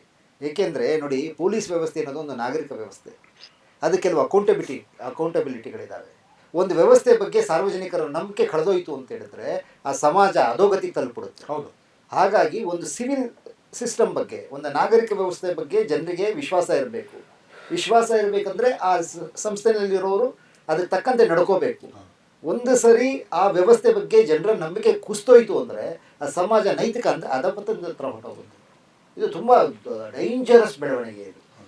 ಸರ್, ಎರಡನೇದಾಗಿ ನಿಮ್ಮನ್ನು ಕೇಳ್ತೇನೆ, ನೀವು ಮಾನವ ಹಕ್ಕುಗಳ ಆಯೋಗನ ರೆಪ್ರೆಸೆಂಟ್ ಮಾಡ್ತಾ ಇರೋದ್ರಿಂದ ಒಂದು ವೇಳೆ ಯಾವುದೋ ಸಣ್ಣ ಪುಟ್ಟ ಕೇಸ್ಗಳಲ್ಲಿ ಸ್ಟೇಷನ್ಗೆ ಕರ್ಕೊಂಡು ಹೋಗ್ತಾರೆ ಒಬ್ಬ ವ್ಯಕ್ತಿನ ಅಂತ ಇಟ್ಕೊಳ್ಳಿ.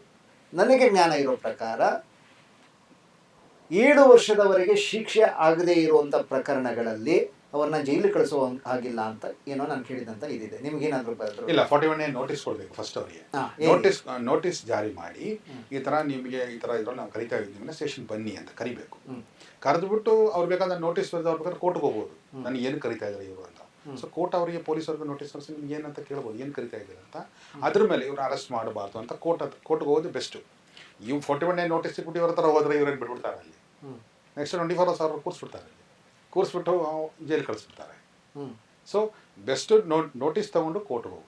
ಅವ್ನು ನಿರಪರಾಧಿ ಆಗಿದ್ರೆ ಅಥವಾ ಅವನಿಗೇನೋ ಗಿಲ್ಟ್ ಇಲ್ಲದೆ ಇದ್ರೆ ಅವ್ನು ಕೋರ್ಟ್ಗೆ ಹೋಗಿ ನನ್ನ ಯಾಕೆ ಕರೀತಾ ಇದ್ದಾರೆ, ಏನಂತ ಕೇಳ್ಬೋದು. ಅದಂತೂ ರೂಲ್ ಕಂಪಲ್ಸರಿ ಮಾಡ್ಬೇಕು ಸರ್. ಯಾಕಂದ್ರೆ 41A ನೋಟಿಸ್ ಸರ್ವ್ ಮಾಡಿ ಫಸ್ಟ್. ಇಲ್ಲಾಂದ್ರೆ ನಮ್ಗೆ ನೋಟಿಸ್ ಕೊಡಿ, ಏನಕ್ಕೆ ನಾವು ಬರಬೇಕು ಅಂತ ಹೇಳಿ ನಾನು ಕೋರ್ಟ್ಗೆ ಹೋಗಿ ಕೇಳ್ತೀನಿ, ನಾನು ಏನು ಕರಿತಾ ಇದ್ದೀನಿ ಅಂತ. ಸೊ ಅದನ್ನ ನೋಡ್ಬಿಟ್ಟು ನಾವು ಬರ್ತೀನಿ ಅಂತ ಹೇಳ್ತಾ ಸಾಕಲ್ವಾ. ಅದಕ್ಕೆ ಅವಕಾಶ ಇದೆ. ಆದರೆ ಇವ್ರೇನು ಮಾಡ್ತಾರೆ, ಅದು ಮಾಡಲ್ಲ. ಕ್ರೈಮ್ ಅವ್ರನ್ನ ಕರೆಸ್ಬಿಟ್ಟು ಬಲವಂತವಾಗಿ ಅವ್ರನ್ನ ಕರ್ಕೊಂಡು ಹೋಗ್ಬಿಡ್ತಾರೆ ಸ್ಟೇಷನ್ಗೆ. ಅಲ್ಲಿ ಬಂದ್ಬಿಟ್ಟು ಇವತ್ತು ಜೈಲು ಕಳ್ಸೋಂಗಿದ್ರೆ ಆವಾಗ ಸೈನ್ ಮಾಡಿಸ್ತಾರೆ 41 ನೋಟಿಸ್, ಅಲ್ಲಿ ಸೈನ್ ಮಾಡಿಸ್ತಾರೆ. ಓಹೋ, ಆವಾಗ ಮಾಡಿಸ್ತಾರೆ. ಸರ್ ಥಾಮಸ್ ಅವರೇ, ನನಗೆ ಮತ್ತೊಂದು ವಿಷಯ ಕ್ಲಿಯರ್ ಆಗಬೇಕು. ಯಾವುದೇ ವ್ಯಕ್ತಿಯ ಮೇಲೆ ಕಂಪ್ಲೇಂಟ್ ದಾಖಲಾಗಿದ ತಕ್ಷಣ ಆತನ ಮನೆಗೆ ರಾತ್ರೋರಾತ್ರಿ ನುಗ್ಗಿ ಅವನನ್ನು ಹೇಳ್ಕೊಂಬರೋ ಅಧಿಕಾರ ಪೊಲೀಸರಿಗಿದೆಯಾ? ಕೋರ್ಟ್ ವಾರಂಟ್ ಅದು ಮಾಡಂಗಿಲ್ಲ. ಇವಾಗ ಯೂಶಲಿ ಪೊಲೀಸ್ ಏನ್ ಮಾಡ್ತಾರೆ ಅಂದ್ರೆ ಬೆಳಗಿನ ಜಾವ 3 ಗಂಟೆಗೋ 4 ಗಂಟೆಗೋ ಮನೆಗೆ ಹೋಗಿ ಹೆಂಡತಿ ಮಕ್ಕಳ ಕಡೆ ಅವ್ರನ್ನ ಹೇಳ್ಕೊಂಡ್ ಬರ್ತಾರೆ. ಸರ್ ಅದು ತಪ್ಪಲ್ವಾ ಸರ್, ಅದು ಮಾಡಬಾರ್ದು. ಅಲ್ಲ, ಅದ್ರಲ್ಲಿ ಕಾನೂನಲ್ಲಿ ಅವಕಾಶ ಇದೆಯಾ? ಅದಕ್ಕೆ ಕಾನೂನಲ್ಲಿ ಅವಕಾಶ ನನಗನ್ಸುತ್ತೆ ಇಲ್ಲ ಅಂತ, ನನಗೆ ಗೊತ್ತಿಲ್ಲ, ಅದ್ರ ಬಗ್ಗೆ ಡೀಟೇಲಾಗಿ ಗೊತ್ತಿಲ್ಲ. ಆದರೆ ಅದು ಹಂಗೆ ಮಾಡಬಾರ್ದು, ತಪ್ಪದು. ಅದು ಹ್ಯೂಮನ್ ರೈಟ್ಸ್ ವೈಲೇಷನ್ಸ್. ಬಿಕಾಸ್ ಇವಾಗ ಇನ್ನೊಂದು ಕೆಲಸ ಮಾಡಿದ್ದಾರೆ, ಹೋಗೋರು ಮೀಡಿಯಾನು ಕರ್ಕೊಂಡು ಹೋಗ್ತಾರೆ, ಮೀಡಿಯಾನು ಕರ್ಕೊಂಡು ಹೋಗ್ತಾ ಇದ್ದಾರೆ. ಓಹೋ, ಪೊಲೀಸರು ಕೆಲವರು ಕರ್ಕೊಂಡು ಹೋದ ಒಂಥರ ಮೈಲೇಜ್ ಮೀಡಿಯಾ ಮುಂದೆ ನನಗೆ ಮಾಡಿದ್ದೀನಿ ಅಂತ. ಅದಕ್ಕೆ ಅವರು ಸ್ವಲ್ಪ ಹೈಲೈಟ್ ಮಾಡ್ಕೋಬೇಕಲ್ಲ ನನ್ನಂತ. ಅದು ಬೇರೆದೇ ಒಂದು ಟಾಪಿಕ್ಕು. ಅದು ದುಷ್ಪರಿಣಾಮಗಳು ಬೇರೆ ಆಗ್ತವೆ. ಮೀಡಿಯಾ ಟ್ರಯಲ್ ಮಾಡೋದ್ರಿಂದ ಏನಾಗುತ್ತೆ ಅನ್ನೋದು ದುಷ್ಪರಿಣಾಮಗಳು ಬೇಕಾದಷ್ಟು ಇದ್ದಾವೆ. ಸಾಕಷ್ಟು ಕೇಸ್ಗಳು ಬಿದ್ದೋಗ್ತವೆ. ಹೌದು. ಇವಾಗ ಒಂದು ID ಪೆರೇಡ್ ಅಂತ ಇರುತ್ತೆ, ಐಡೆಂಟಿಫಿಕೇಶನ್ ಪೆರೇಡ್ ಅಂತ ಇರುತ್ತೆ, ರೌಡಿ ಪೆರೇಡ್ ಅಂತ, ಈ ಪೆರೇಡ್ ಅಂತ ಇರುತ್ತೆ. ಒಬ್ಬ ವ್ಯಕ್ತಿನ, ಆರೋಪಿಯನ್ನ ನೀವು ಅರೆಸ್ಟ್ ಮಾಡ್ತೀರಾ, ಮೀಡಿಯಾಗಳ ಎದುರುಗಡೆಲ್ಲ ತೋರಿಸ್ತೀರಾ, ಅವ್ರ ಮೇಲೆ ಕೇಸ್ ಆಗುತ್ತೆ, ಪ್ರಕರಣ ಕೋರ್ಟ್ಗೆ ಹೋಗುತ್ತೆ. ಕೋರ್ಟ್ಗೆ ಹೋದಾಗ ಇವ್ರು ಕೇಳ್ತಾರೆ, ಯಾರು ಕೇಳ್ತಾರೆ? ನ್ಯಾಯಾಧೀಶರು ಕೇಳ್ತಾರೆ, ನೋಡಪ್ಪ ಇವರು ನೋಡಿದ್ದೀಯಾ ಅಂತ ಕೇಳ್ತಾರೆ ವಿಕ್ಟಿಮ್ನ. ಹೌದು ಸರ್, ನಾನು ಇವ್ರು ನೋಡಿದ್ದೆ ಅಂತ ಕೇಳ್ತಾನೆ. ಡಿಫೆನ್ಸ್ ಅಡ್ವೊಕೇಟು ಡಿಫೆನ್ಸ್ ತಗೊಳ್ತಾನೆ, ಸರ್ ಇಲ್ಲ ಸರ್ ಇವ್ರು ನೋಡಿಲ್ಲ ಸರ್, ಟಿವಿಗಳಲ್ಲೆಲ್ಲ ತೋರಿಸಿದ್ರಲ್ಲ ಸರ್, ಅದು ನೋಡಿ ಅವ್ನು ತಿಳಿತಾ ಇದ್ದಾನೆ ಸರ್. ಎಷ್ಟೋ ಕೇಸ್ಗಳು ಇದ್ರಲ್ಲಿ ಕೂಡ ಬಿದ್ದೋಗಿದ್ದಾವೆ. ಹೀಗಾಗಿ ಬಹಳಷ್ಟು ಬುದ್ಧಿವಂತ ಅಧಿಕಾರಿಗಳು ಮಾಸ್ಕ್ ಹಾಕೊಂಡು ಕರ್ಕೊಂಡು ಹೋಗ್ತಾರೆ, ಅಪರಾಧಿಗಳಿಗೆ ಮಾಸ್ಕ್ ಹಾಕ್ತಾರೆ. ಕಾರಣ ಯಾಕಂದರೆ ಐಡೆಂಟಿಫಿಕೇಶನ್ ಪೆರೇಡಲ್ಲಿ, ಕೋರ್ಟಲ್ಲಿ ಐಡೆಂಟಿಫಿಕೇಶನ್ ಪೆರೇಡ್ ಏನಾದ್ರು ಒಂದು ವೇಳೆ ನಡೀತು ಅಂದರೆ, ಇಲ್ಲ ಇವನ ಐಡೆಂಟಿಫಿಕೇಶನ್ ಮೊದಲೇ ರಿವೀಲ್ ಆಗಿರಲಿಲ್ಲ, ಹಾಗಾಗಿ ಅವನ ಕಣ್ಣಲ್ಲಿ ರಿಜಿಸ್ಟರ್ ಆಗಿರಲಿಲ್ಲ ಈ ವ್ಯಕ್ತಿ ಅಂತ ಹೇಳೋದಕ್ಕೋಸ್ಕರ ಕೆಲವು ಅಪರಾಧಿಗಳಿಗೆ ಮಾಸ್ಕ್ಗಳನ್ನು ಹಾಕೊಂಡು ಕರ್ಕೊಂಡು ಹೋಗ್ತಾರೆ. ಎಷ್ಟೋ ಜನ ಪೊಲೀಸ್ ಇದನ್ನು ಕೂಡ ಫಾಲೋ ಮಾಡೋದಿಲ್ಲ. ಹೀಗಾಗಿ ಬಹಳಷ್ಟು ಪ್ರಕರಣಗಳು ಬಿದ್ದೋಗಿದೆ. ಅಪರಾಧಿಗಳು ಶಿಕ್ಷೆನೇ ಆಗಿಲ್ಲ, ತಪ್ಪಿಸ್ಕೊಂಡಿದ್ದಾರೆ. ಡಿಫೆನ್ಸ್ ಅಡ್ವೊಕೇಟ್ ಒಬ್ಬರು ಕರೆಕ್ಟಾಗಿ ಇದ್ಬಿಟ್ರೆ ಪ್ರಬಲವಾಗಿದೆ ಇಂಥ ಶೀಲ್ಡೆಲ್ಲ ತಗೊಳ್ತಾರೆ. ಇದನ್ನು ಕೂಡ ಯೋಚನೆ ಮಾಡಬೇಕು. ಅಂದರೆ ಮೀಡಿಯಾನ ಕರ್ಕೊಂಡು ಹೋಗೋದು, ಇದು ಮಾಡೋದು, ಅವನ ಮರ್ಯಾದೆನ ಹರಾಜು ಮಾಡೋದು, ಅಥವಾ ಅವನ ಆರೋಪ ಸಾಬೀತಾಗ ಮೊದಲೇ ಅವನ ಅಪರಾಧಿ ಅಂತ ಘೋಷಣೆ ಮಾಡಿಬಿಡೋದು, ಅದು ಅವ್ರು ಮಾಡ್ತಾರೆ ಸರ್. ಇವಾಗ ಅಲ್ಲಿ ಹೋಗಿ ಇವ್ರು ಏನು ಮಾಡ್ತಾರೆ ಅಂದರೆ, ಪಬ್ಲಿಕ್ ಪ್ರಾಸಿಕ್ಯೂಟರ್ಗೆ ಇಲ್ದರ ಕಥೆಗಳೆಲ್ಲ ಹೇಳ್ಬಿಟ್ಟು ಪಬ್ಲಿಕ್ ಪ್ರಾಸಿಕ್ಯೂಟರ್ ಜಡ್ಜ್ ಮುಂದೆ ಏನಂತಾರೆ ಅಂದರೆ, ಸರ್ ಇವ್ನು ಹಂಗೆ ತಗೊಂಡ್ಬೇಕಂತ ಕಥೆನೇ ಕಟ್ಬಿಡ್ತಾರೆ. ಸೊ ಎಲ್ರಿಗೂ ಆಗಬೇಕಾದ್ರೆ ರಿಹ್ಯಾಬಿಲಿಟೇಷನ್ ಅಂತ ಒಂದು ಆಗ್ಬೇಕು ಸರ್. ಅಂದರೆ ಅವನೇನೋ ಶಿಕ್ಷೆ ಕೊಡೋದು ಬದಲಾಗಲಿ ಅಂತ. ತಪ್ಪಾದ ಒಬ್ಬೊಬ್ಬ ತಪ್ಪು ಮಾಡಿದ್ದಾರೆ ಸರ್, ಅವನಿಗೆ ಅವ್ನ ಫ್ಯಾಮಿಲಿ ಯೋಚನೆ ಮಾಡಬೇಕು. ಅವ್ನ ಮಕ್ಕಳಿದ್ದಾರೆ, ಅವ್ನ ಫ್ಯಾಮಿಲಿ ಇದ್ದಾರೆ. ಅವ್ನಿಗೆ ಜೈಲಿಂದ ಬಂದಮೇಲೆ ಅವ್ನಿಗೆ ಕೆಲಸ ಮಾಡೋಂಗಿಲ್ಲ, ಅವ್ನಿಗೆ ಏನು ಮಾಡೋಂಗಿಲ್ಲ, ಅವ್ನಿಗೇನಿಲ್ಲ. ಸರಿ, ಕೊನೆಯದಾಗಿ ನೀವು ನಮ್ಮ ವೀಕ್ಷಕರಿಗೆ ಏನು ಹೇಳ್ತೀರಾ ಬಿನೀಸ್ ಥಾಮಸ್ ಅವರೇ? ಯಾಕಂದರೆ ನೀವು ಇಷ್ಟೊಂದು ಅನುಭವಗಳನ್ನ ಇಟ್ಕೊಂಡು ಇಷ್ಟೊಂದು ಅಟ್ರಾಸಿಟಿಗಳನ್ನು ನೋಡಿರುವಂಥವ್ರು ನೀವು. ನಮ್ಮ ವೀಕ್ಷಕರಿಗೆ ಅಥವಾ ಸಾಮಾನ್ಯ ಜನಕ್ಕೆ ಏನು ಹೇಳಕ್ಕೆ ಬಯಸ್ತೀರಾ ಕ್ಯಾಮ್ರಾ ನೇರವಾಗಿ? ನನಗೆ ಸಾಮಾನ್ಯ ಜನಕ್ಕೆ ನಾನು ಒಂದೇ ವಿಷಯ ಹೇಳ್ತಾ ಇರೋದೇನೆಂದರೆ, ಪೊಲೀಸರಿಂದ ನಿಮ್ಗೆ ಏನಾದ್ರು ತೊಂದರೆ ಆದರೆ ಕಮಿಷನರು ಅದರ DGPಗೆ ಹೋಗಿ ಭೇಟಿ ಮಾಡಿ ಅದು ಹೇಳ್ಬೇಕು, ಅವ್ರಿಗೆ ಇಂಥ ಒಂದು ಸಿಚುವೇಶನ್ ಆಗಿರುತ್ತೆ. ಇಲ್ಲದೇ ಇದ್ದರೆ ನಿಮಗೆ 41A ನೋಟಿಸ್ ಕೊಡದೆ ಅವ್ರು ನಿಮ್ಮನ್ನು ಏನಾದರೂ ಕರ್ಕೊಂಡು ಹೋದ ಶೇಷ ಅದನ್ನು ಇನ್ಫಾರ್ಮ್ ಮಾಡಿ ಕಮಿಷನರ್ಗೂ. ಇಲ್ಲ ಅಂದರೆ ಕೋರ್ಟ್ಗೆ ಹೋಗಿ ಕೋರ್ಟಲ್ಲಿ ಹೋಗಿ ಒಂದು PCR ಫೈಲ್ ಮಾಡಿ, ಅವ್ರ ಮೇಲೆ PCR ಮಾಡಿ. ಇಲ್ಲ ಹೈಕೋರ್ಟ್ಗೆ ಹೋಗಿ ಇದೇ ಮಾಡಬೇಕಾಗಿರೋದು. ಅಥವಾ ಇದಲ್ಲದೆ ಇದ್ರೆ ನಿಮ್ಗೆ ಇದೇ ಮೇಯ್ನಾಗಿ ಅವ್ರು ಮಾಡಬೇಕಾಗ್ತಿದೆ. ಓಕೆ, ಇಲ್ಲಿವರೆಗೆ ಬಂದು ಸಾಮಾನ್ಯ ಜನರಿಗೆ ಗೊತ್ತಿಲ್ಲದಂಥ ಒಂದಷ್ಟು ಸಂಗತಿಗಳನ್ನು ಬಿನಿ ಥಾಮಸ್ ಅವರು ನಮ್ಮ ಜೊತೆ ಹಂಚಿಕೊಂಡಿದ್ದಾರೆ. ಇವರು ಭಾರತ ಸರ್ಕಾರದ ಅಲ್ಪಸಂಖ್ಯಾತ ಆಯೋಗದ ಮಾಜಿ ಸದಸ್ಯರು, ವಿಶ್ವಸಂಸ್ಥೆ ಮಾನ್ಯತೆ ಪಡೆದ ಮಾನವ ಹಕ್ಕುಗಳ ರಕ್ಷಣೆ ಸಂಘಟನೆ ಆಫ್ರಿಕಾ ಖಂಡ ವಿಭಾಗದ ಮಾಜಿ ನಿರ್ದೇಶಕರು ಹಾಗೂ ಭಾರತ ಸರ್ಕಾರದ ಮೀಡಿಯಾ ಆ್ಯಂಡ್ ಎಂಟರ್ಟೈನ್ಮೆಂಟ್ ಸರ್ವಿಸ್ ಸಂಸ್ಥೆಯ ಸದಸ್ಯರು ಕೂಡ ಆಗಿದ್ದಾರೆ. ಹೀಗಾಗಿ ಇವರ ಅನುಭವ, ಇವರ ಕಾನೂನಿನ ಜ್ಞಾನ, ವಿಸ್ತಾರ ನಮ್ಮ ಜನಗಳಿಗೆ ಒಂದಷ್ಟು ಅರಿವು ಮೂಡಿಸುವಲ್ಲಿ ಸಹಕಾರಿಯಾಗಿದೆ ಅಂತ ನಾನಂತೂ ಈ ಸಂದರ್ಭದಲ್ಲಿ ನಿರೀಕ್ಷಿಸ್ತಾ ಇದ್ದೇನೆ. ಸರ್ ಬಿನಿ ಥಾಮಸ್ ಅವರೇ, ಇಲ್ಲಿವರೆಗೂ ಬಂದು ನಮ್ಮ ವೀಕ್ಷಕರಿಗೆ ಒಂದಷ್ಟು ಮಾಹಿತಿಗಳನ್ನು ಹಂಚಿಕೊಂಡಂಥ ತಮಗೆ ಧನ್ಯವಾದಗಳು ಸರ್.